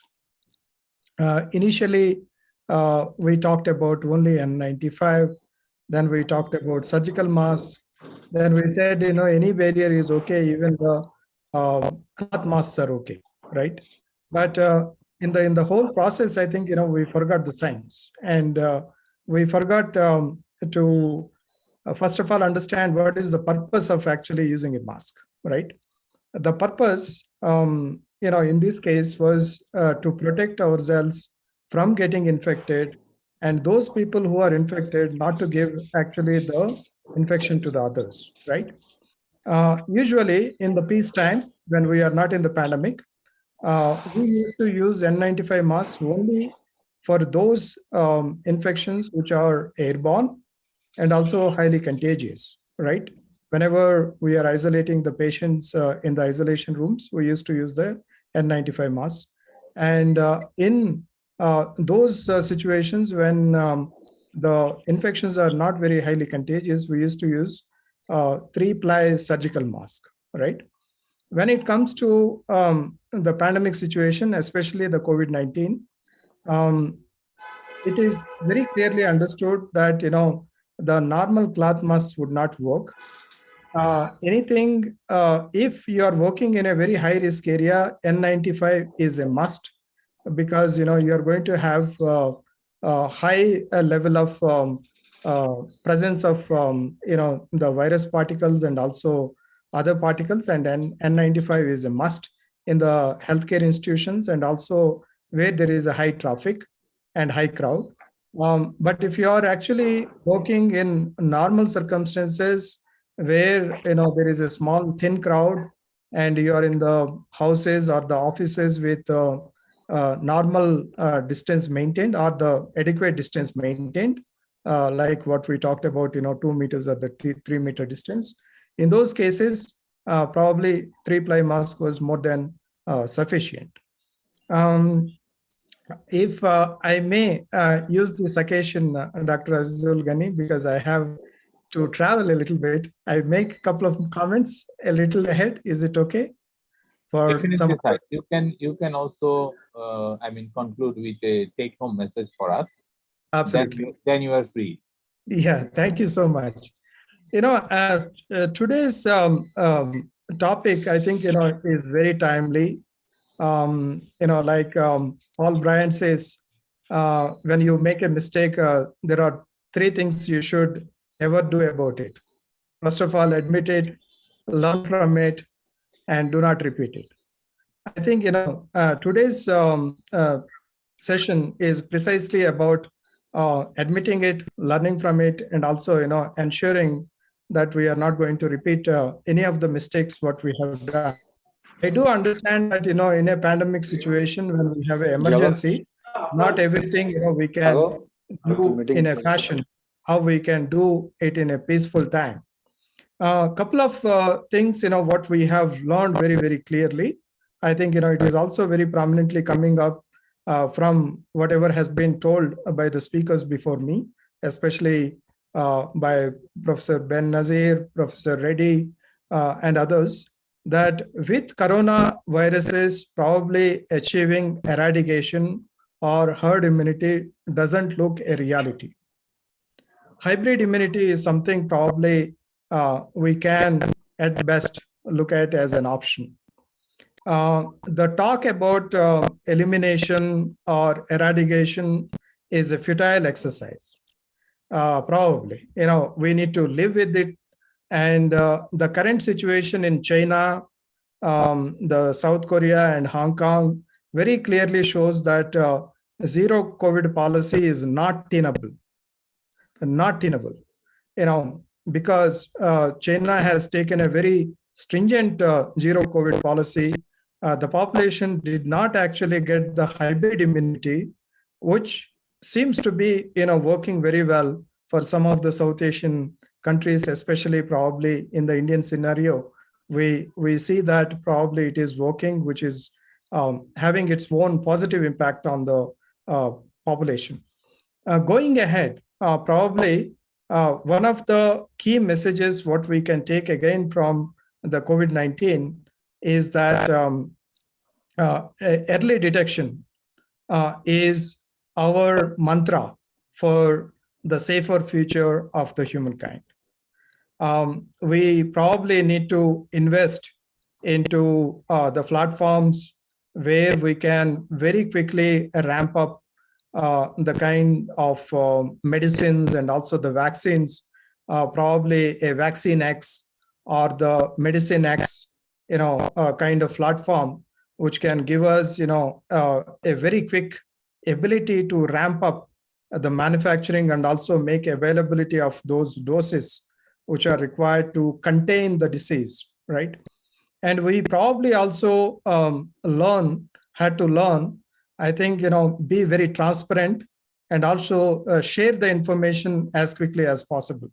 I think some of the dangers of not sharing the information we have seen. Millions of people have died, almost 500 million, getting infected. Probably it is not a situation. I think, we need to be building much more transparent, much more reliable kind of information systems and the sharing between the countries, which is going to make probably our health systems much more stable and safer. And surveillance, probably especially the sewerage surveillance, probably is something which is going to be most economical, going ahead in order to look at, what kind of dynamics are happening with changes of the virus mutations, etc., etc. And last but not the least, I think, Professor Reddy has very, very clearly mentioned, I think, the profligate use of natural resources by humankind. I think, we had been absolutely greedy as human race with mindless exploitation and, erasing those barriers between us and the wildlife, which has got into this problem at the first phase. And the zoonotic infections, they are going to be order of the day, and it is not the last. Even if you are going to come out of it, getting out of the pandemic phase into endemic phase, it doesn't mean that we are going to be safer. It is not guaranteed that we are not going to have many more zoonotic infections, jumping from wildlife into us, the human habitats. So we need to go towards One Health approach. We need to certainly look at the balance of the animal kingdom, human, and also the environment. We need to consider all of this as one unit rather than looking at we and say that, rest of the crowd, how do we exploit, how do we actually make them suffer, etc., etc. That is, I think, no more tenable. We need to respect the environment. We need to respect the animal kingdom. Then only probably we will remain safe. I think that is one of the biggest lessons which probably we can take forward and also actually give it to our next generations, so that the human race is safer, and we do not need to see the kind of calamity what we have gone through in the last 2.5 years and which still is continuing. Thank you very much for giving this opportunity. Thank you very much, sir. You have very nicely said, elimination and eradication is a kind of futile exercise. I will take And one more thing, Dr. Asadul, I think, we, as of now, there are no guidelines which are available how the countries had to kind of transit from this pandemic into, kind of endemic phase. Probably this group of very, experts, who are gathering together, we could actually come together and prepare a guideline for the countries so that we can help the national governments in order to implement them and make this transition a little easier and with less suffering probably. Okay, thank you very much, sir. Thank you very much for very nicely pointing out all the issues. Thank you, sir. So now I would like to have Natasha. Natasha, are you visible? Yes, Dr. Al-Sulduhani, I'm here. Yes. I apologize, my camera is not working, but I can hear you. Yes, and I can hear you very nicely and loudly, no problem. We need to hear more from you. So first of all, I would like to ask you, to which extent, suppose we were following all those, administrative rules, like administrative controls, quarantine, isolation, lockdown, okay? And during this pandemic to endemic shift, suppose we stopped contact tracing. We are now just following isolation for the infected individual because we are thinking that most of us are kind of asymptomatic or pre-symptomatic stage. Mostly after this Omicron spread. And do you think that, what do you think about to which extent we should follow these, administrative control? So do you think that still we need to continue quarantine of the contacts, or only isolation of the infected is symptomatic or infected individual is fine? So please make your valuable comments. And then I have another question to you. Okay, so really the question that I think all of us have in mind right now, and with is isolation versus quarantine of sick individuals and those that have come in contact with the sick individuals will depend largely on vaccination status and how well those individuals have been vaccinated, what is the vaccination status of the country overall. Keeping in mind that we are also we are seeing differences in immune protection and duration of that immune protection, and most of us have now been vaccinated and revaccinated multiple times just to maintain that. So before we can really relax and stop, with contact tracing and all of that, it's important to understand the vaccination status and compliance when it comes to vaccination requirement.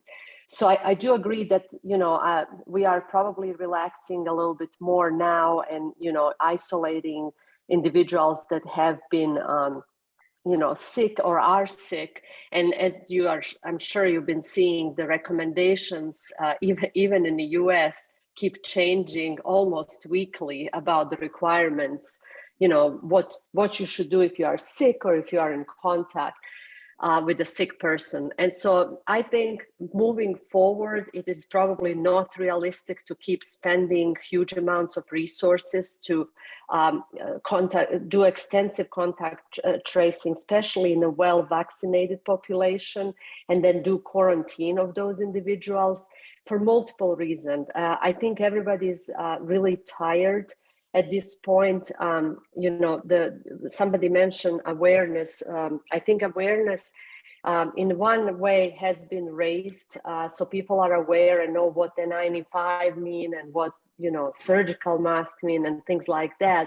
But I think also people have reached the point where they are going into that complacency stage because they're tired. So I think compliance moving forward, if we would to continue to isolate people, will probably decline and be less and less. So I think contact tracing will still be important for the individuals that are immunocompromised or are at higher risk of infection, and then also at a higher risk of complications should they fall ill to COVID-19. So those individuals, I think, would need to be, aware and followed and make sure that we don't miss those. But I don't think moving forward it's realistic to talk about extensive contact tracing for everyone and then extensive isolation of those individuals that have come in contact with a person that has become ill with COVID-19. Thank you very much. Thank you very much, Natasha. Just I have one more question to you. I would like to hear from you. I mean, I am thinking that you will emphasize more with a few words that vaccination is a biosafety measure. Absolutely. Vaccination is a biosafety measure. And I think Dr. Reddy mentioned that. I think we didn't do a very good job in, kind of explaining the vaccination to the larger population. I think, and we've seen this with Ebola previously, I think we need to involve community leaders in the education when it comes to importance of vaccination and why we do this. I think it's important to mention that we had vaccination in place for many other diseases that we are successfully controlling at this point. And it's definitely a biosafety measure. Obviously more vaccinated population we have, people that have some kind of immunity to COVID-19, it limits the spread and allows us to better control the spread of the disease if it does occur. So absolutely, vaccination is definitely a biosafety control. And I would say biosecurity as well. Right. Especially moving forward, we are dealing with COVID today and we are lucky that its mortality is not worse, but, we don't know what might come tomorrow. And so I think from both biosafety and biosecurity standpoint, it really is important to emphasize the importance of vaccination. Okay, thank you very much. I will give you additional point to mention about biosecurity. Thank you, Natasha. Thank you very much. Thank you, Dr. Asad. And do you have anything to add as a kind of take-home message? Actually, I would like to take that at the same time. I think it is very early for you in the morning. Yes, obviously my camera has not woken up yet. I'm awake. I think if I can make one kind of comment that I think is important. Well, actually, I would like to do 3 points. One, that I agree that Dr. Reddy already mentioned this, but we really need some better type of microbiological surveillance, and we should not rely solely on human symptom-based surveillance.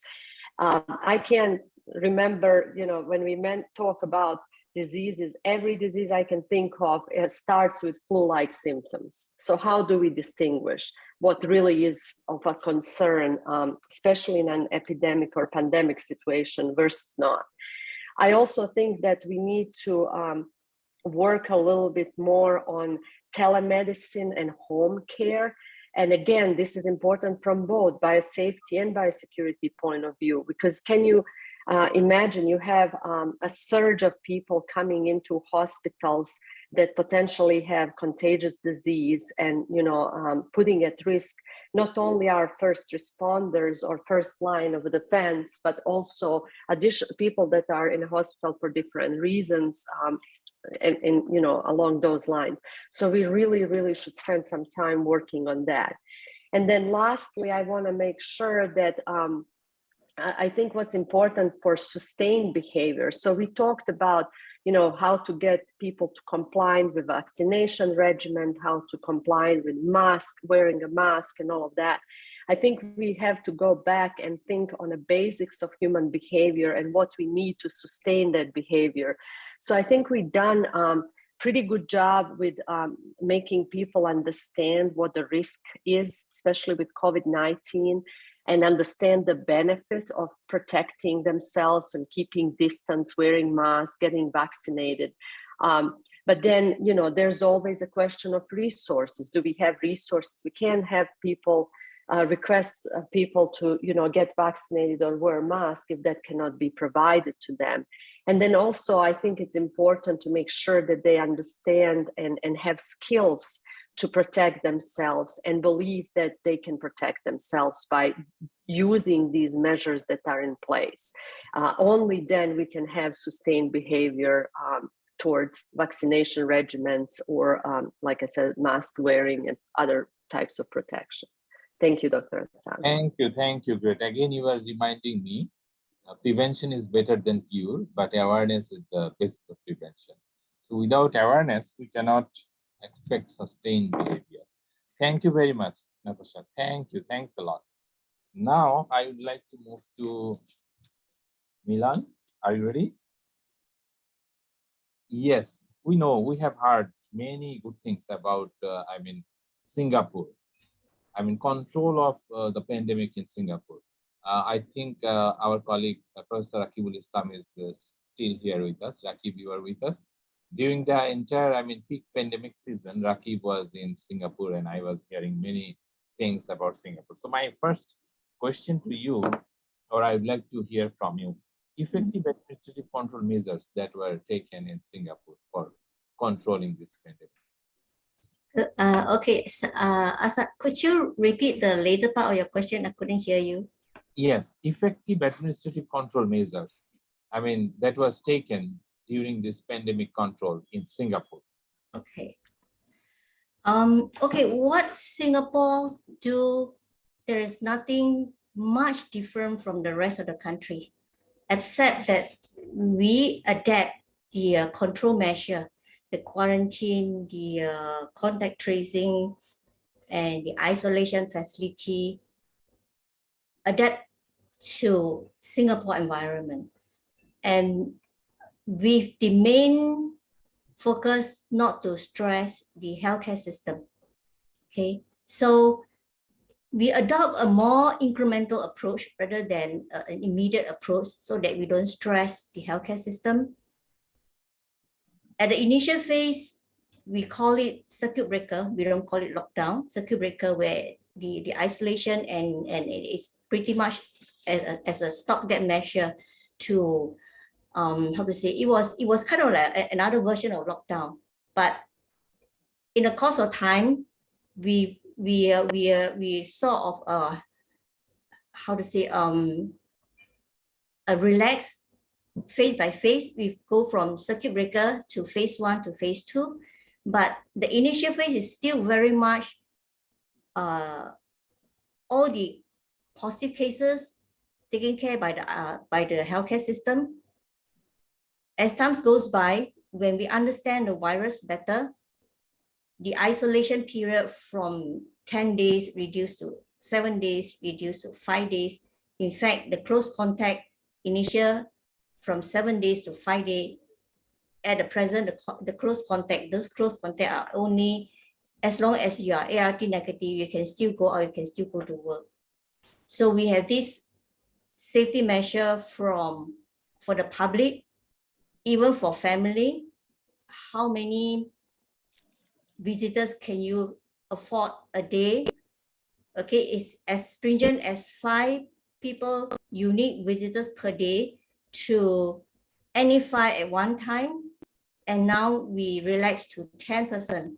We also have this office control measure, mainly with the objective to make sure that there is no cluster form at the workplace, just to make sure that the business activity could continue. So at the same time, beside the healthcare system, we also have other balancing factors to consider: livelihood and life. Okay, the primary factor is the government do not want to end up with a condition where we have to decide who to save, okay, or decide who to save, or because patients do not have a medical care because of lack of resources. So at the same time, there is also this economic impact, the livelihood of the public. We also have a lot of other social impact, because in Singapore, the housing are quite small.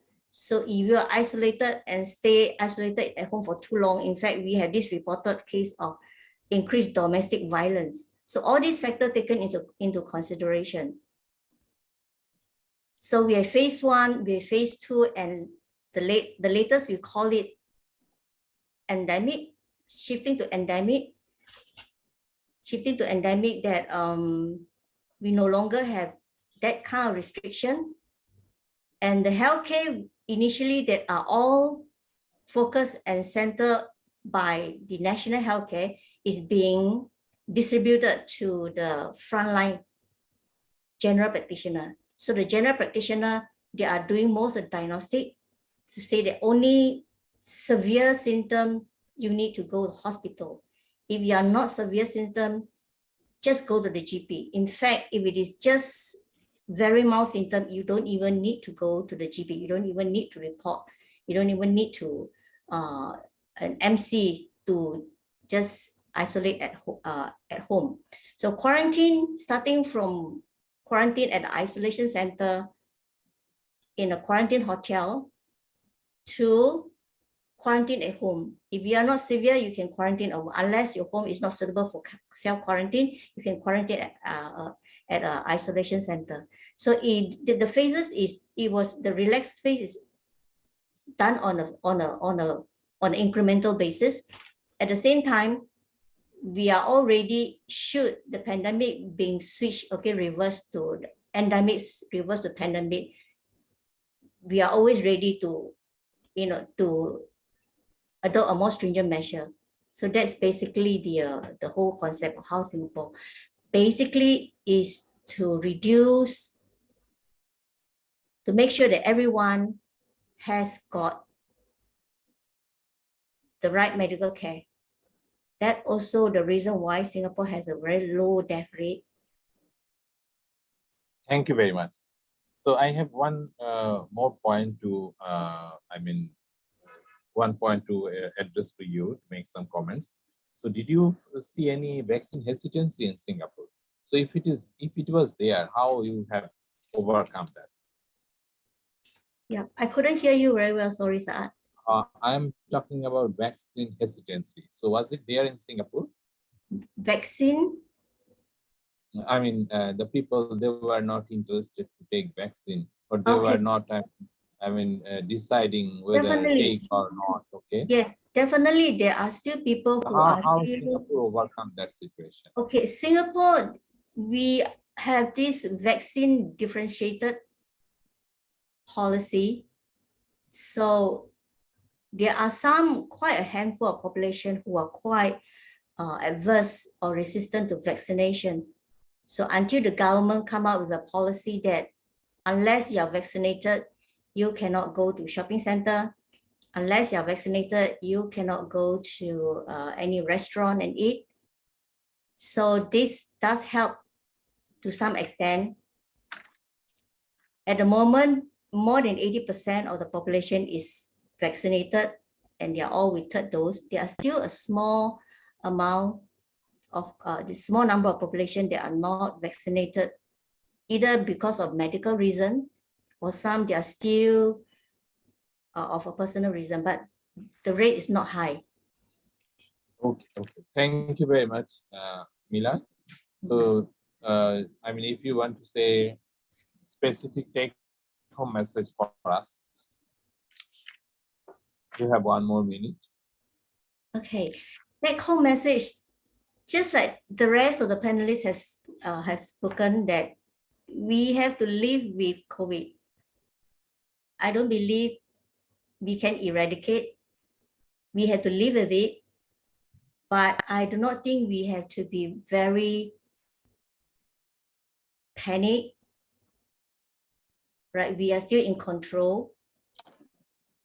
Understand, be aware of what are the practical control measures. Okay, take practical control measure, be it personal hygiene or the community or at workplace.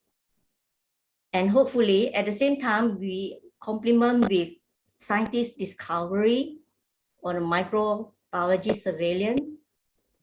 So I think it's something that we cannot escape, but I do not think that we have to be afraid of it. Thank you. Thank you very much. Dr. Ferry, are you ready? I'm coming to you immediately after Dr. Giash. Hello, Dr. Asadulkani. How are Hello. you? Dr. Giash, are you with us? Okay, I'm with you. Okay, okay. So, Dr. Giash, are you with us? Maybe no. Okay. Then I have Dr. Ferry with me. Yes. So I would like to hear from you the recommendation on best physical control measures. Best physical control measures overall, okay, for the control of COVID-19 pandemic, based on your experience in Indonesia. And also another thing I would like to ask from you is that you will make some comments. You know that in case of infection prevention control, hand washing is still, until COVID-19, hand washing was a big problem for infection prevention and control measure. But we have seen during this COVID-19 situation, there was a huge, change, okay? Revolution, change in hand washing system, okay? Many hospitals, even I have seen on the footpath, some hand washing system was installed. So you will also make on the comments on success of hand washing during this COVID-19 situation. So please go ahead. Okay, so about the we that we now have like the new normal activity, right, in all of the world, right? So like as you told me that how about in Indonesian is, I think it's all the same with others country. So also about the practical about the hand washing, right, Dr. Asadulkani? Yes, yes. Okay. And also other physical control measures, if you want to mention. Yeah, for physical control measure is like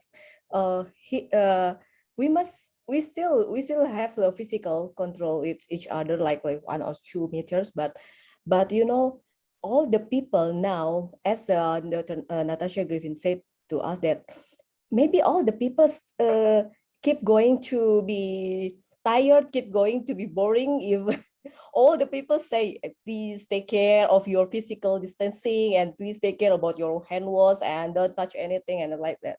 So But absolutely, it's the best to protect us from the virus. For me, is we cannot do anything because also use the mask, and hand washing. But some of people just use the hand wash by only the hand sanitizer only liquid. Yeah, but sometimes actually this one is practice. But if you don't use the hand sanitizer with the right way, it's nothing. So sometimes you're looking for about the water, and with the soap, it's better. But sometimes it's not easy for the people. This some of if you see some of the Indonesian people has a geographic like the island, so it's not easy also to give the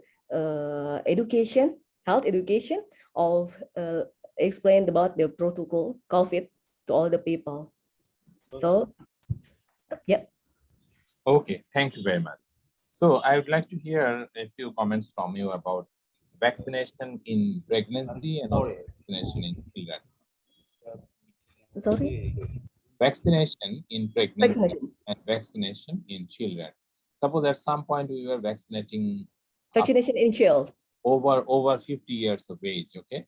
Then the problem was below 50 years, the population was the reservoir for the coronavirus. Then we have started vaccination below 50. So now children are not being vaccinated. So I would like to hear from you specific comments on vaccination in children and also vaccination in pregnancy. Okay, for the vaccination in children, here is we start at like 6 years old. Start with 6 years old, and we start like maybe about 2 months, 3 or 2 months ago, just for protect our child. But sometimes we have the contamination not from the adult people, but sometimes the transmission start from the kids. So it's important for us for vaccination from the kids. So because sometimes if we talk about the adult people will understand about what the protocol, but sometimes the kids is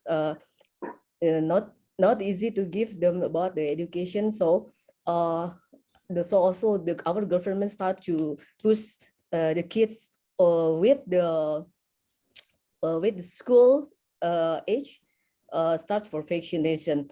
Also for the pregnancy, we start from the 23 weeks, least more than 23 weeks. We start for the vaccination because sometimes transmission infection for the pregnancy also high in Indonesia. Okay, thank you very much, Dr. Ferry. Dr. Levinas, I am coming to you after Dr. Diaz. So please wait for a few minutes, not more than 3 minutes. Dr. Diaz, I can see you right now. Please unmute yourself. Divya, can you help? Yes, thank you. Yes. Thank you very much. Thank you. I'm not able to actually unmute. Yes. Thank you. So specifically, I would like to hear from you about surveillance. We have discussed about a few minutes ago, Natasha mentioned better surveillance. And also Dr. Nitish Debranath, Professor Nitish Debranath also mentioned about One Health platform. So would you please specifically make few points about surveillance, okay, in human health and animal health? Okay. Please, and also the role of laboratories. Yes, thank you. Thank you very much. Actually, for proper diagnosis, treatment, after proper diagnosis, treatments become easy. And the line of treatment is actually successful treatment can be given. And surveillance also a potential tool for monitoring and evaluate the emerging potentials and trend of a disease, including COVID. We observed that during last 2 years, COVID several times changed their change. They are actually, they change, they mutate. So we observe that it is day by day become very much unpredictable that where it is going. The surveillance can only give answer that where the COVID will go and how we can control this. Surveillance also give the very good actually pictures to the disease control authorities and also the policymakers. But unfortunately, surveillance needs a huge amount of money and laboratory structures. For that reason, most of the country, surveillance is actually project-based. Sometimes it is the donor agency driven actually program also. We observe that for that reason, actually, we are not getting the very comprehensive result from our surveillance.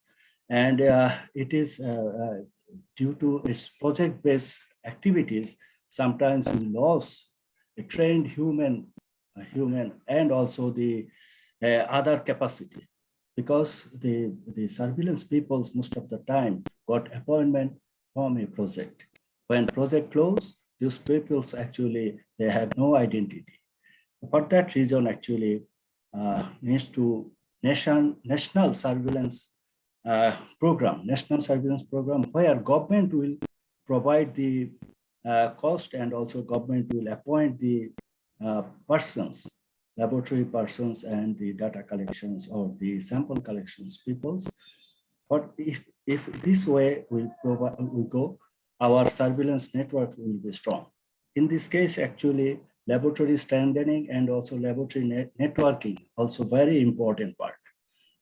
You know that initially in our country, we have only one or two laboratory, and our government was very much actually face problem for huge number of sample diagnosis. After that, many laboratories, at this moment, more than 200 laboratories is engaged with COVID-19 diagnosis. And many people, they are now actually trained in this field, at least the molecular diagnosis, which was previously 2 years previous, very little amount. So we need to identify all those peoples and also a database of laboratory and also the personnel who is working in the laboratory for further use, actually, for next time any pandemic or any other emergency when came, we can use those personnel. We are not interested to forget them or let them go, because they are very much trained people. Thank you. Thank you very much. Thank you very much, sir. Thanks a lot. I think I have got the take-home message from you already, so I'm not going to bother you more. Thank you very much. Thank you. Mr. Riaz Ahmed, you have to wait a little bit more, because I would love to hear from you the role of media. So if you be a little bit more patient to listen to all of our panelists, it will be very good for you to conclude the role of media. I hope it is okay for you. Is it okay, sir? Thank you. Thank you very much. Yes. Now I would like to move to Mr. Livinans. Are you okay, sir? You can hear me? I can see you have made very valuable comments, many of the very valuable comments. So I would like to hear from you now. Where are you? I'm here. Oh, okay. Okay. A little bit dark background, so I cannot see you. Yeah, the light has gone off, so it's a bit dark here now. Okay. Okay. Thank you very much for joining us. So first of all, I would like to hear from you a bit about vaccine hesitancy story in Nigeria. Okay. Okay. Thank you very much for moderating this session, and just to share that the Nigerian Center for Disease Control in Nigeria has actually been at the forefront of the response against COVID-19. And the NCDC has been doing this in collaboration with agencies like the National Primary Healthcare Development Agency here in Nigeria, and also in partnership with the WHO. And I know that there are currently ongoing data collection on vaccine effectiveness done in collaboration with NPSCD and WHO. And there are also been presentation in terms of results of studies on COVID-19 vaccine hesitancy among healthcare workers in Nigeria. Even though I may not give specifics in terms of stats with respect to vaccine hesitancy, but it will interest you to know that sometime last year, precisely around April, May also, some cross-sectional studies have been conducted, which shows clearly that factors driving vaccine hesitancy include fear around immune system overexposure.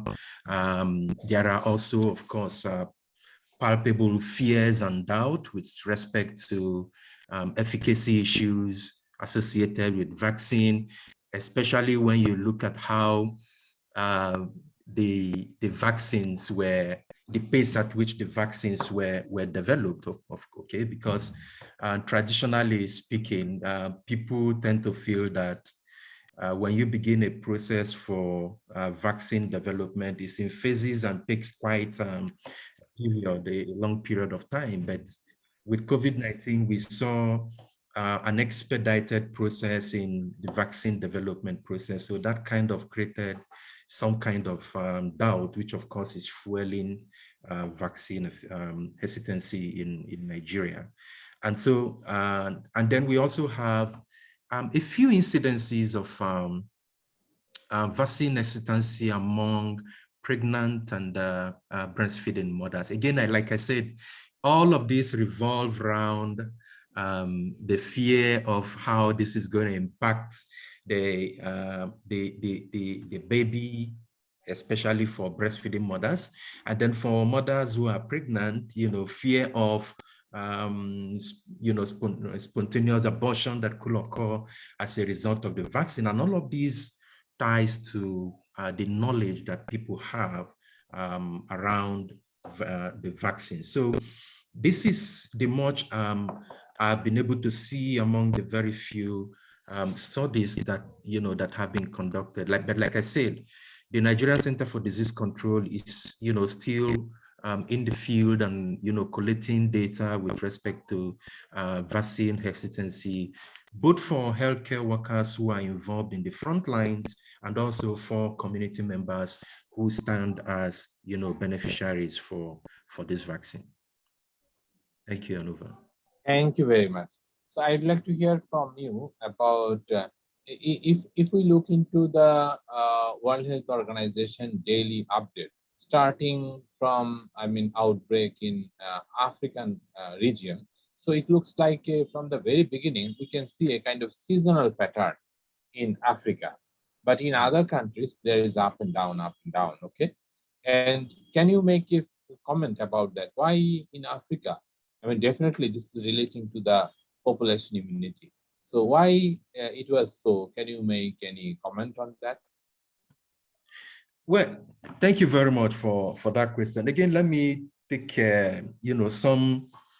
give some background about the stats with respect to the COVID-19. If you look at the global trend, as at 27th of April, as reported by WHO, there are about 1,391,813 new cases. And of course, as at 1st of,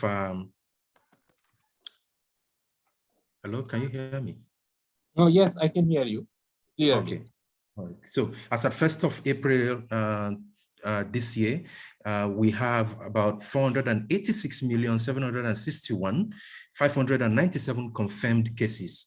And it's interesting to see that Africa constitutes just 1.76%, to these global cases, especially when you look at total number of cases in Africa, which stands at 8,580,381 as provided by, WHO. In fact, for me, I had considered that we might be seeing more contribution to the global cases around the Southeast Asia region. But if you look at the contribution of the Southeast Asia countries to the global cases, you have about just 11.74%. And this clearly shows that there have been some institutionalized systems given their previous exposure to the MERS and other exposures they've had with viruses within that region, as compared to America, where you have about 30.96% contribution to the total case, and Europe about 41.6%. But let me go back to a bit around Nigeria. I'll tell you a brief stats about Nigeria. So far, in Nigeria, total case stands at 255,415. And for me, it poses a lot of questions. If you look at the population of Nigeria, which is around 200 and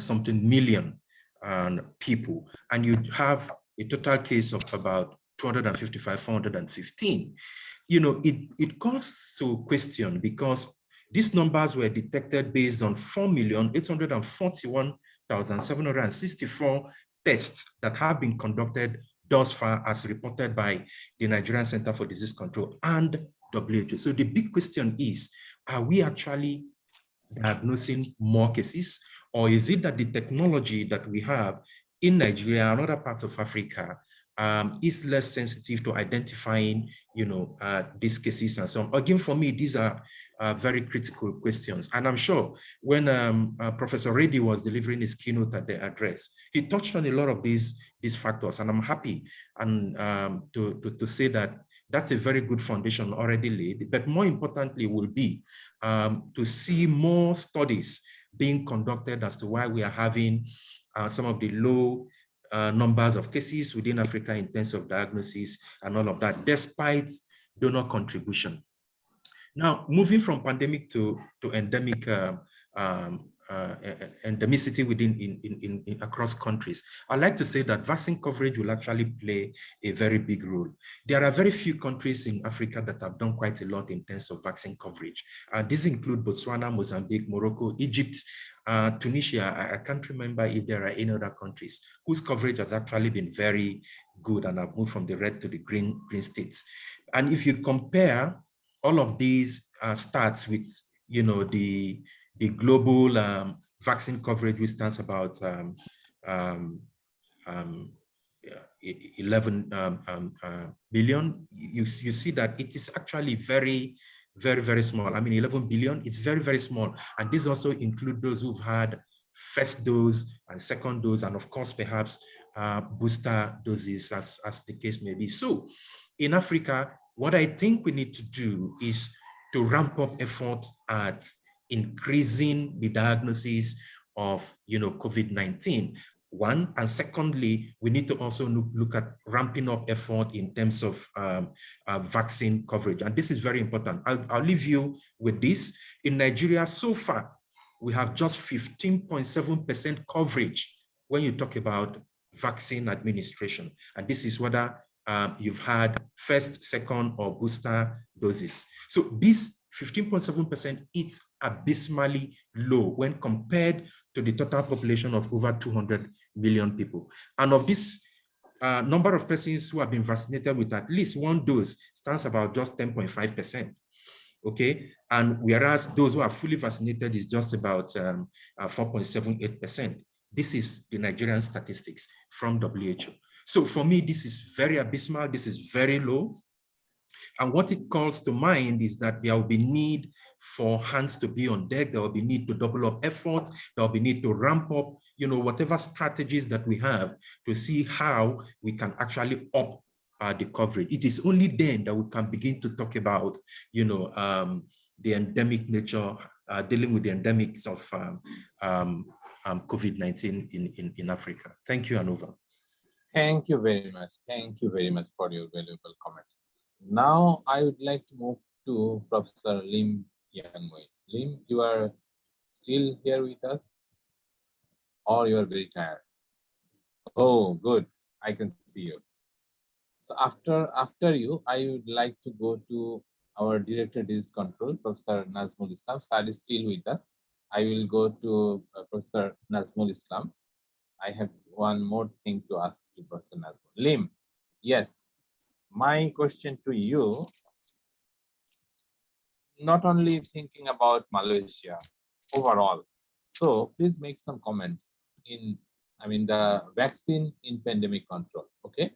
So you have to address a few points: availability, affordability, okay, and local production pattern, vaccine efficacy, and sometimes we face different problems in vaccine distribution. So considering all these points, the role of vaccine, our ultimate goal is to control this pandemic, to go to immediately as soon as possible to go to endemic state. So taking into account all these things, I'd like to have comments from you. Young Mui, please. Thank you, Dr. Asad. So I think everybody understood. Definitely, you can think about the situation in Malaysia, but the recommendation comments will be for all our colleagues, all the participating countries. All right. So yeah, talking about vaccinations, the ultimate goal is to achieve the herd immunity so that we can actually control the virus. That is the ultimate goal. And of course, we still have to follow some preventive measures, like some other SOP to control it as well. So I'm going to talk about the vaccinations program in Malaysia. So Malaysia, we did great effort to encourage all the nations to be vaccinated. Malaysia, we do have 32.7 millions of populations, and out of 32.7 millions, we have 85% of our nations receive first dose, and 80% receive up to 2 doses, which is fully vaccinated. And we have about 50% populations receive the 3rd dose, which is a booster dose. So based on these figures that we have so far, I think Malaysia did quite well to actually promote these vaccinations among the populations in our nations. That is a great job that done by our government. And the types of vaccine availability, Malaysian's government, we receive about 8 types of vaccines. And the most popular one, a major one that we receive for our nations are AstraZeneca, Pfizer, and as well as Sinovac. And based on these 3 vaccines that we receive, and Malaysian government also conducted a study on this efficacy, and we found that those that receive partially vaccinations, about 50% of it can against COVID-19 infections, and about 31% can prevent ICU, and 45% can prevent death. So this is about half of the efficacy as compared to those that have a full vaccination. So for those full vaccinations, we achieve 88% that can against COVID-19 infections, and 79% that prevent ICU, and of course 87% prevent death. So with this study that conducted by our government, it shows that the efficacy of getting vaccination is there to help to reduce the death and also the transmissions and things like that. That is the main purpose, to have this herd immunity and try to control the disease spread. So this is the kind of indications that vaccinations works well for preventions.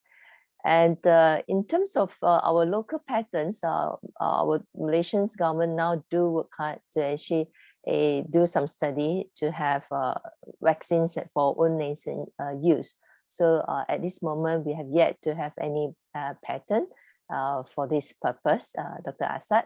Hopefully in near future, Malaysia will get one. So our government actually have putting a lot of fund to do this kind of discovery, in terms of having our own vaccines created for our own nation use. Of course, if you have our own, vaccines, that will be helpful, because I think all of us had that experience at the beginning of the pandemic, where we are all waiting for the vaccines.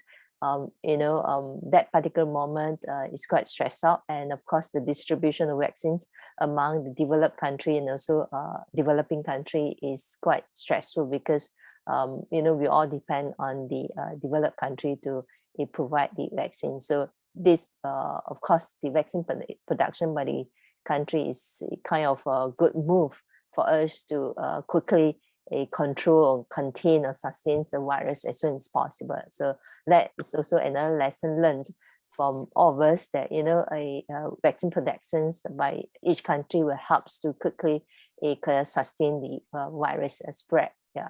So that is a lesson learned that we all gotten from the experience that we had it in 2020 and 21. Yeah. So that is the parts of it. And of course, we would like to thank Malaysian government, put up a lot of effort to provide all these vaccinations for the nations. So it's all covered by the government for the vaccination. And they work very hard to promote it, for the vaccination program, because we all agree in a way that, when the pandemic struck us and we are starting talking about vaccinations, a lot of refusal and also hesitancy that not to take the vaccine because worry about the side effect. So this is the vaccination programs that one of the problems we faced by these vaccination programs. People refuse to take vaccine because of the side effect. I think this is very much to do with the risk perception by individual. For those that having knowledge in terms of COVID-19 and also vaccinations, they are tends to receive and accept, the call for a vaccine uptake. So this is quite clear, and there are 2 studies that conducted among Malaysian populations. Those are having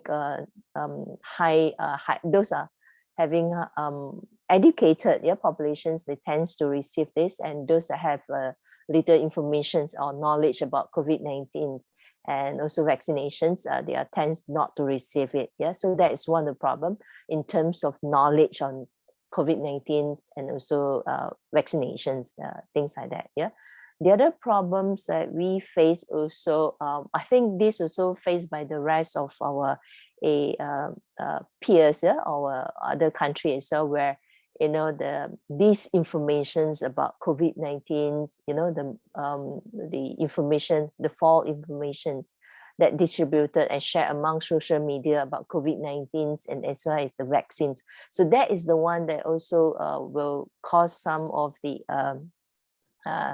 a dilemma and also some doubt among those people that do not have much knowledge on COVID-19 and vaccinations, not to receive a vaccine for this control. Yeah.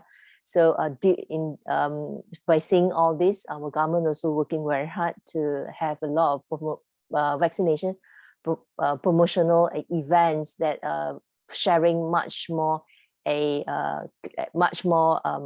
informative informations, useful informations, and this is mainly to help our nation to understand the benefit of getting vaccines, so that we can help each other to control the spread of this virus among the nation and also global, things like that. So these are the 2 major problems that we face.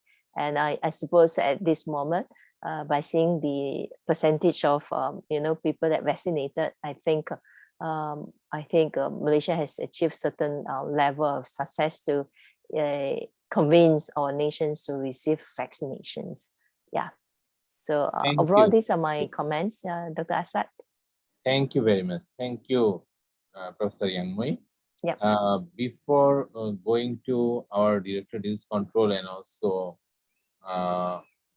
Mr. Riaz Ahmed, I would like to draw the attention of our chapter president, Pakistan, Dr. Ikramul Haq. Sir, are you still with us? You can hear me? I was looking for you from the very beginning.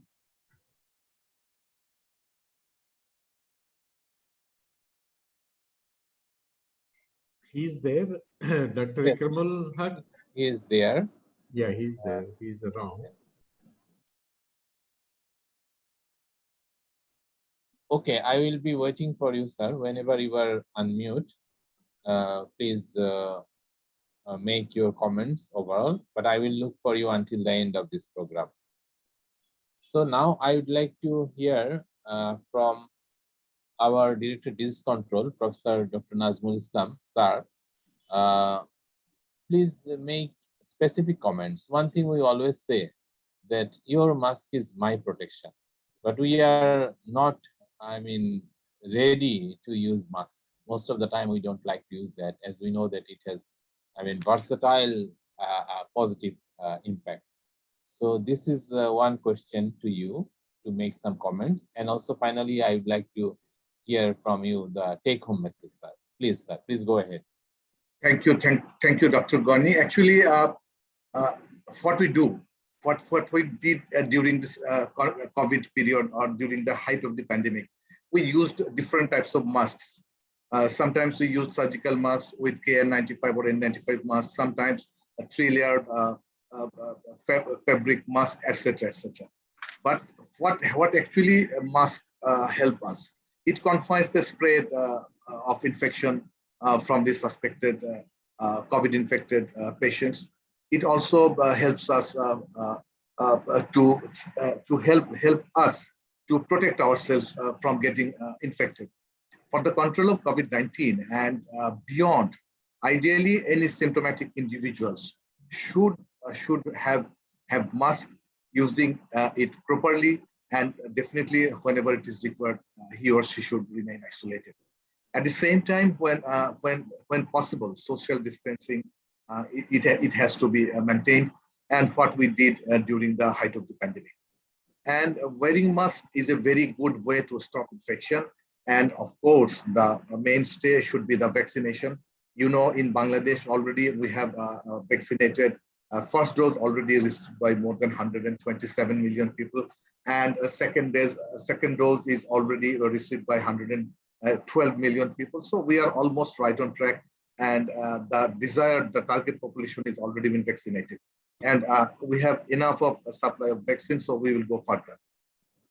Take home message, if we consider what we will do for the next few months or few years, if the COVID SARS-CoV-2 remains with us.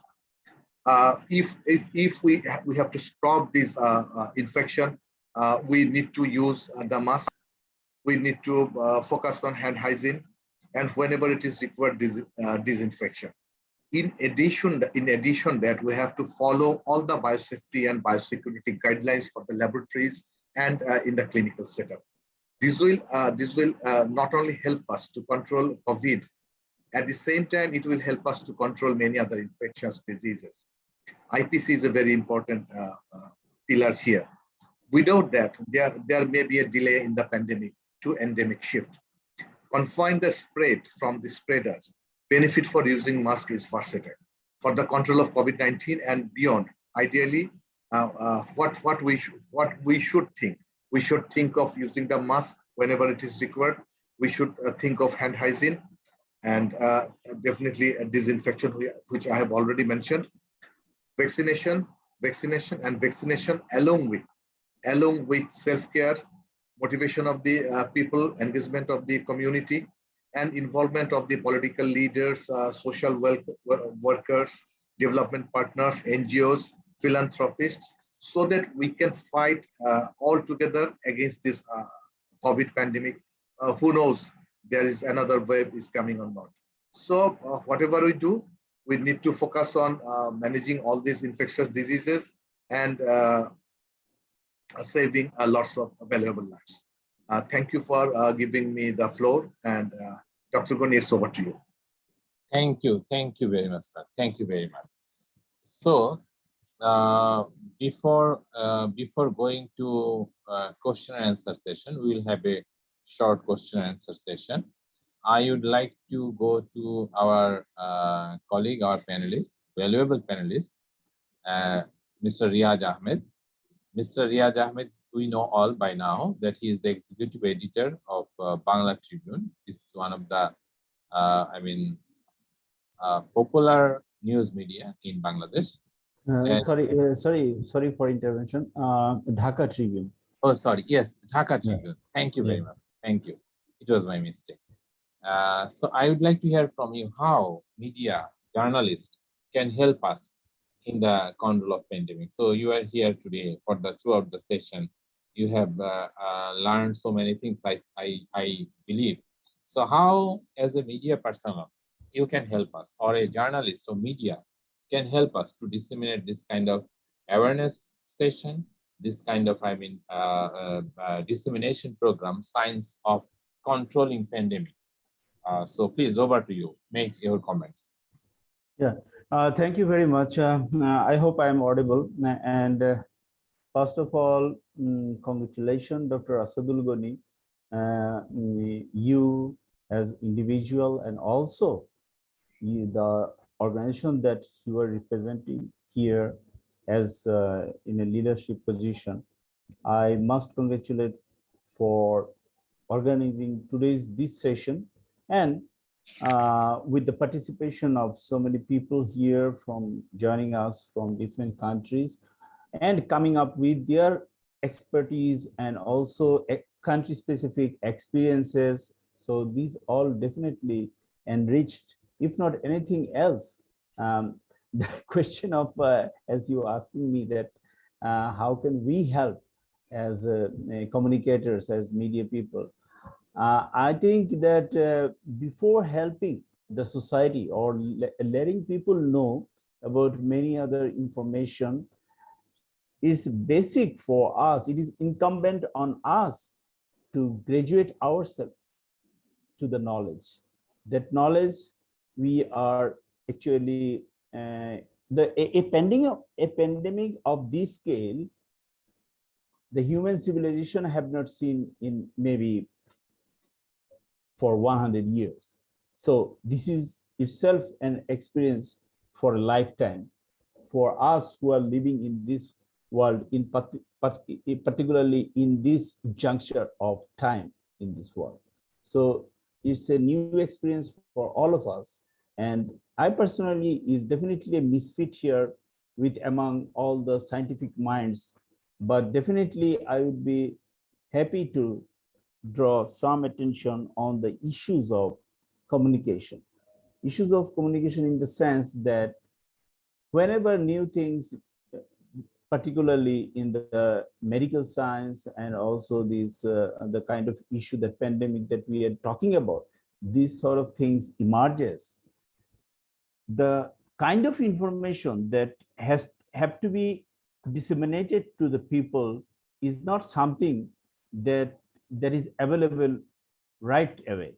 So it has to be emerged as well. I mean, the what kind of message be the right kind of message, as we were discussing about the most, maybe it appears to us that it's the most simplest of thing to wearing a mask, but there must be some protocols of that how to wear a mask, what kind of mask. So starting from these very basic questions to so many other information about the disease itself, the prevention process, or once one is infected, how to get cured, what medicine one should take. So I think during the primary days, the people experimented with a lot of other things which eventually proved to be not the right kind of medicines. So these sort of things actually also a good learning process that we all went through over the last 2 years.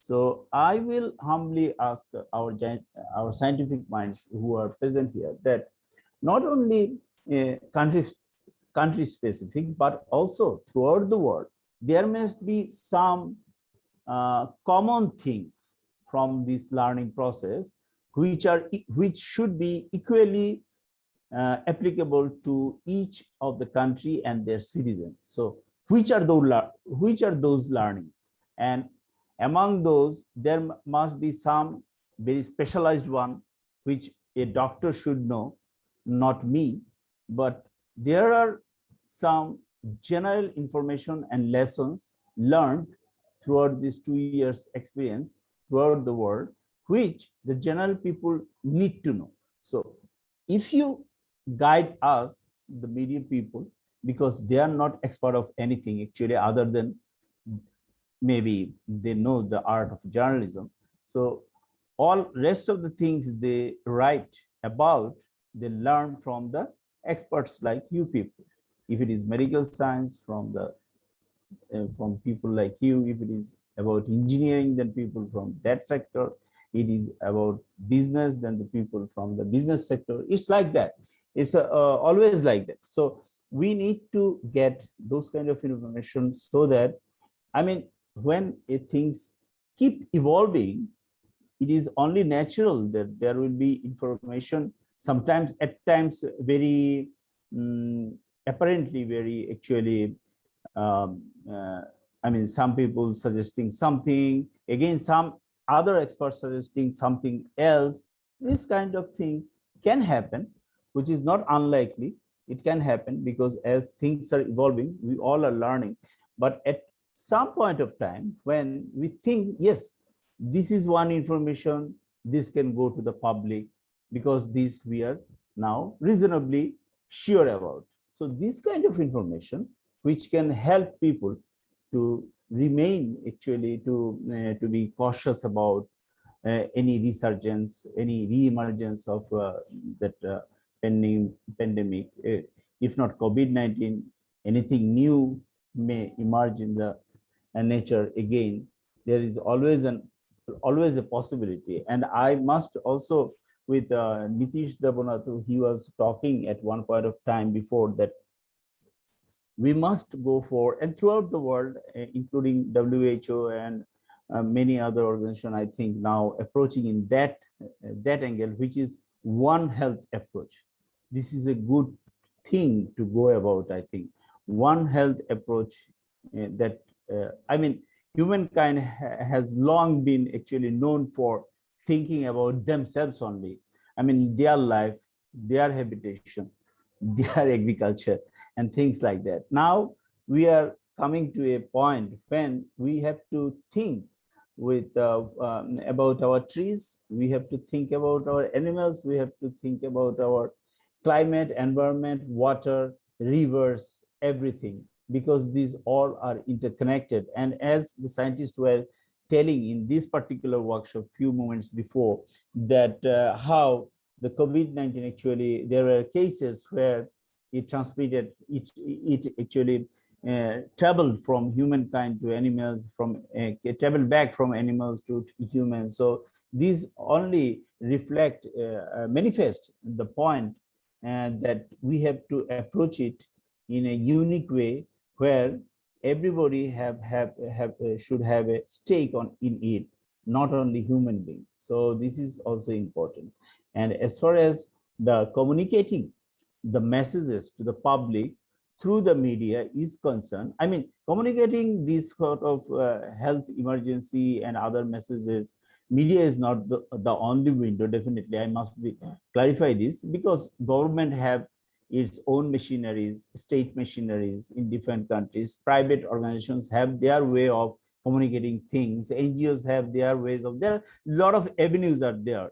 But definitely media in modern days is also a powerful instrument which we must utilize in a good way, so that people appreciate that they got one information at least which proved to be good for their health or for their precaution. They got it from media. So that kind of a message, we want to be part of it. Being a media agent, we want to communicate that kind of message, but that has to be ensured by the scientific community first, that yes, this is the right kind of message. I will conclude by saying just a country specific few lines about Bangladesh experience. Actually, I would rather say that there are so many tragedies, definitely, because over the last 2 years in Bangladesh particularly, we have lost many of our very elderly people, academicians, even artists, and so many, I mean, people from different start of life whose life were lost by COVID. But one thing COVID has, this corona, this pandemic has exposed before us in Bangladesh, that our public health scenario has to improve a lot.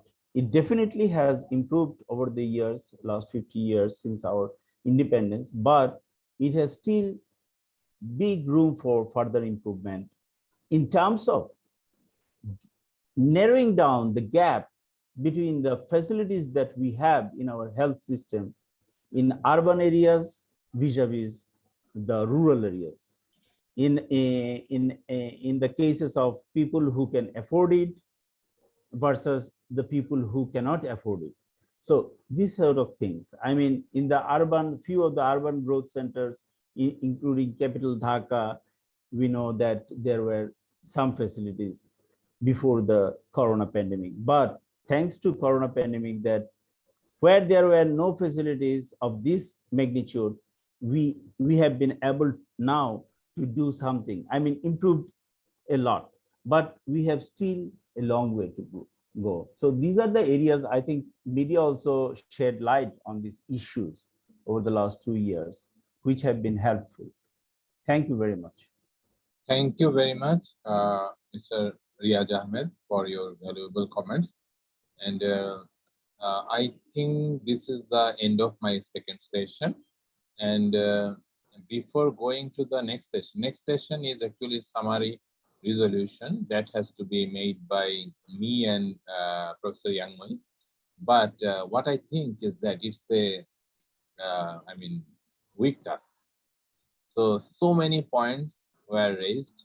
So it is very difficult for us to make a kind of resolution and address that to you all. So what I would like to have a recommendation from our Guru, Professor Dana is here with us. So sir, why not we work overnight and listen to all the recorded program and develop a kind of structured resolution and circulate to all our forum. So how about that, sir? What do you think about that? I think that is a very good idea. Okay, and okay. The complete summary report and resolutions we can make and then circulate and invite comments from the other panelists also. And finally, I think we can release to the press as well as to other Yes, government agencies. In that case, I will not be any hectic situation to read because I have almost, from my part, I have around 10 pages of notes for the solution. So it will be very difficult for us. So without going to that direction, so if you allow, we can allow at least 10 minutes for our participants and also panelists for question and answer. Many of our learned colleagues are here.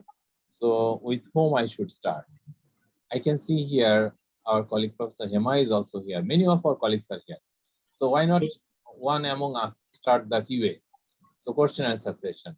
Mamata, over to you. Please start the question and answer session. And sir, can we take 10 minutes for that or? Yeah, 10 to 15 minutes, I think we can do. Okay, okay. Mamata, please go ahead. So the participants can put their questions in the chat box. Yes. Which, and also to whom you are addressing, specifically if you are planning. And then I think Dr. Mamata will pose that question. Or you could directly, ask the question also. Both ways you could do. Yes, floor is now open. Over to you, Dr. Mamata. Yes. Thank you so much, Dr. Sadul Ghani, for your great coordination and moderating the session. Now I may request for the questions so that I can deliver. If there are already some questions in the chat box, probably you could look into them.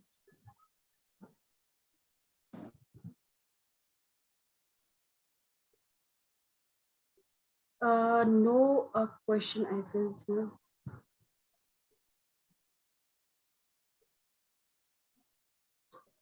Akbar Kabir is asking one question. Mamta, you can look at. Is there any contribution of sporadic vaccination to rapid and too many mutations?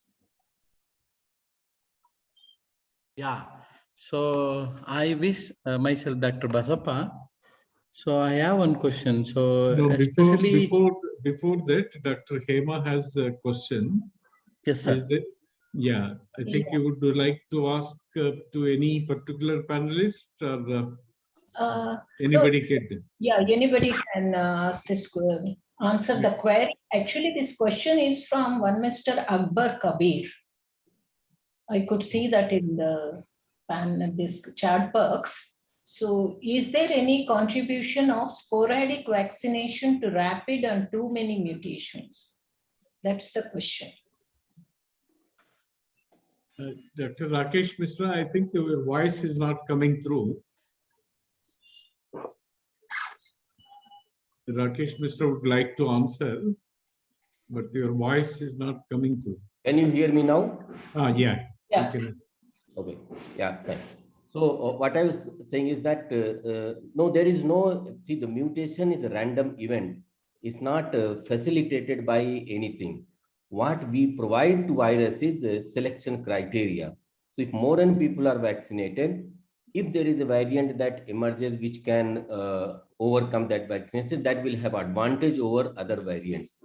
That's all is the basic process. So vaccination is not at all promoting or catalyzing more mutations. It's just creating a roadblock for the virus, and virus will challenge us. So this is the tug of war that will keep going. And this should not create any confusion that vaccine in any way is strengthening the virus. That is our very important tool, and we should not worry at all and go for vaccination. Thank you. Thank you, Yeah. Sir, there is a one question. As COVID-19 pandemic has revealed our devastating healthcare system, does the government need to focus more on healthcare infrastructure, or does the government need to increase healthcare budget? Yes, yes, others can also add. I don't think there is much debate there. Others can. Sir, adding to, very great presentations, and indeed, which is required to the society now. We are in the pandemic situation of this coronavirus. One or the other variant is emerging. So my question is related to the drug development, where some cocktail drugs that could really inhibit or could be used in clinically as a broad spectrum anti-corona drugs. So in this direction, so like host proteins, including ACE2 or PAC, could also be considered as a drug target. So in this direction, so in terms of clinical perspective or a drug discovery perspective, anybody can enlighten us?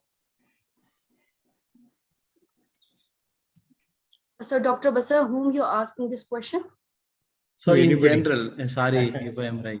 So in general, I think any drug discovery and development, it has to go through the systematic approach.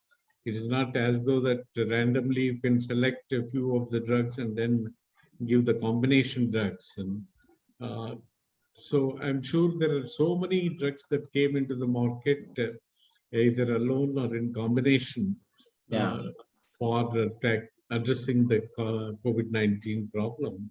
But it has to come through a systematic approach. There is no other random kind of selection and then use them in the market. Yes, sir. Thank you, sir. These are essentially repurposing, because in desperate situation you are trying to try other antivirals. I mean, if they have some, and as far as I understand, there is nothing which is really you can consider very strong, reliable. They provide some relief, but 2 years is probably short time to expect for Yes. So there is one more question. First, they are telling, thank you for wonderful discussion. I have a question arising awareness in rural area in ways very important. So how this can be done?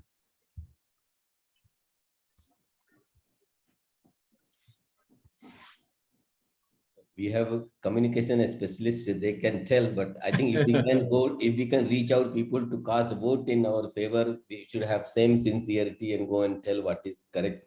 I mean, spreading correct information has been a huge black box or vacuum, I would say, in this pandemic. Because the virus spreads only through people. If we all are careful, we can actually choke the virus very easily.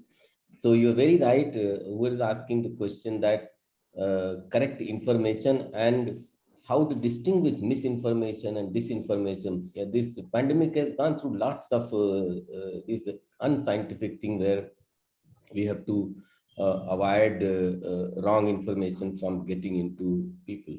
But I think people in the rural areas, not that they are not smart, it's just that they have to reach, information has to reach them. And I think everybody has a TV and mobile connect. We reach out so quickly. So maybe government should set up, in addition to other TV and news channel or whatever, a proper system for spreading reliable information. Is very touchy issue because many times these are very short-sighted and self-promoting things that people get into easily. That's why lots of news has become very, unreliable, to say the least. So it's a really huge challenge to, first of all, to communicate correctly. But I think technically there is no issue. Most of the rural areas are accessed by wireless technology, and message can be reached out. Oh yes, I would like to add with that. Yes, definitely. Risk communication during public health emergency in rural area is really a big challenge. But nowadays, due to the high technology, mobile phone, we can even reach to rural areas. But the question is, if there is no mobile phone in some cases, then what? So this kind of questions may arise.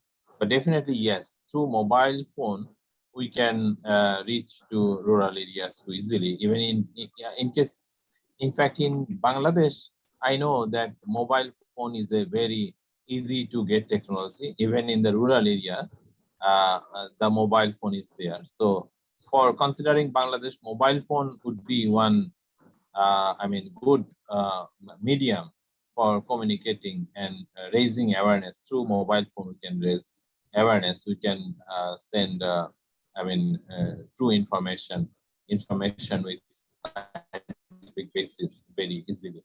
Thank you very much. Thank you, Sadul Ghani, and thank you, Dr. Rakesh Mishra, for a wonderful interaction. I think there are no further questions in chat box. If there are no further discussion, I would like to thank all the panelists for an excellent and valuable discussion on the COVID-19 pandemic and vaccination. And also would like to thank all the dignitaries and delegates from India, Bangladesh, Nigeria, USA, Indonesia, and Singapore for joining us today in these discussions and sharing your knowledge and wisdom. So thank you so much once again. It was truly a great day with excellent and constructive discussion of panelists and their unique perspective on COVID-19 to endemicity and awareness and what we need to do. So now with this, I would like to invite Professor Redana, who is a former senior professor and School of Life Sciences at University of Hyderabad, executive president of FABA, and also a director of Aspire Bioness. So with this, I may request Professor Redana to kindly give his closing remarks. Over to you, sir. Thank you, Dr. Mamata. I think before I give my closing remarks, I request everybody to turn on your cameras so that we can have a picture of all the participants here. Everyone, can you switch on your cameras? If Professor Srinath Reddy is around, we would like to have your picture also in this group photo. Riaz Ahmed, Ratnakar, Divya, Professor Benazir. Oh, Natasha, Professor Sailendra Saxena is here. My camera is finally working. Oh, great. Okay, that's good. Kindly. Thank you. If Riaz Ahmad, Professor Nazir, all of you, if you could pose for a photo. I think Dr. Sharma or Divya, can you take pictures? Yes, sir. Yes. Yeah. We are missing Professor Srinath Reddy, but we can add him anyway using the technology. Livinus, Pavitra. Pavitra, you asked a question just now. You must be around. Dr. Sharma is around. Sharma Garu, both the pages can you take? Second page, second page, I think a lot of them are had to switch on their cameras. Okay, while you do that, let me have the pleasure of giving the closing remarks. Distinguished Chief Guest, Professor Srinath Reddy. Yeah, we could get you also panel. Thank you. Dr. Asad Al Ghani, the President of the Federation of Asian Biotech Association. Dr. Ratnakar is the Secretary General of FABA. Dr. Yanhui Lim, Dr. Rakesh Mishra, and a number of other panelists from different countries and participants also from various countries who have participated. Thank you all for your patience for more than 3 hours of interactions with us. Very hectic interactions that happened just now. The Federation of Asian Biotech Association, which was launched in 2005, has been providing this kind of platform for the academy, industry, and government bodies to come together, interact, and address the challenges that are there in the society. And as part of this, we have been organizing BioAsia, which is the Global Biobusiness Forum, for the past 18 years. That has become a flagship event of the FABA, and it has reached a global mandate, global level. It has been very well recognized. So this, at the beginning of COVID-19 pandemic, as the vaccines are being developed, the major issue discussed was on supply challenges of the vaccines, specifically to rapidly deploy them to the population in various countries and also the remote areas, and also the cold chain that has to be maintained for some of the vaccines like mRNA vaccine. So these were the challenges that were being discussed. And in order to address that, FABA has organized an international conference on supply chain challenges of COVID-19 vaccines in November 2020, in association with Biosupply Management Association based in the US, as well as in Europe. And in fact, we were fortunate to have Professor Srinath Reddy in that international conference, where he participated in a session on governmental regulations to ensure safe immunization with reliability and quality assurance. And this international conference was, in fact, attended by all the manufacturers of the vaccines and also various companies which were involved in supply chain challenges. So that was one such kind of activity of FABA, to come forward to organize such kind of events to address some of the problems. So the present conference workshop that we have done is also in that direction, which is from the pandemic to endemic shift of COVID-19, what to do, what we need to do. So that's another event that we have organized just now. So I profusely thank the Bangladesh chapter for coming forward, specifically Dr. Asad Al Ghani for conceptualizing the proposal and conducting the panel discussion in association with Dr. Yanhui Lim. very effectively.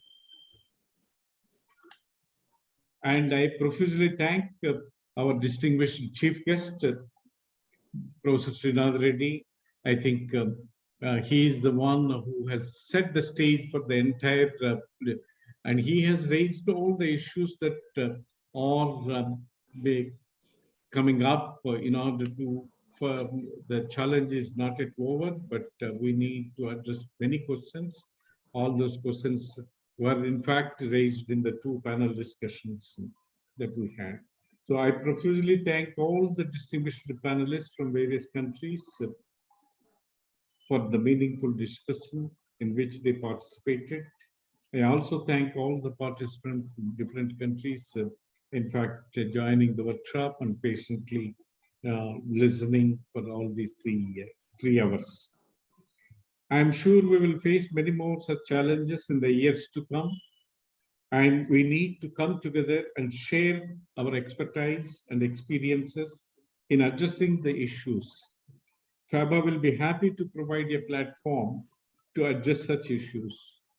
Like Bangladesh chapter, other chapters of FABA can take the initiative and take the lead and come up with a specific problem so that we all could join and address it in the years to come.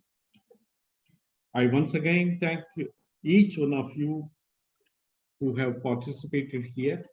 And as just now pointed out, a brief report on the outcome of this workshop will be prepared and shared with all the panelists and the other experts, and take your inputs before releasing it to the press as well as to the government agencies in various countries.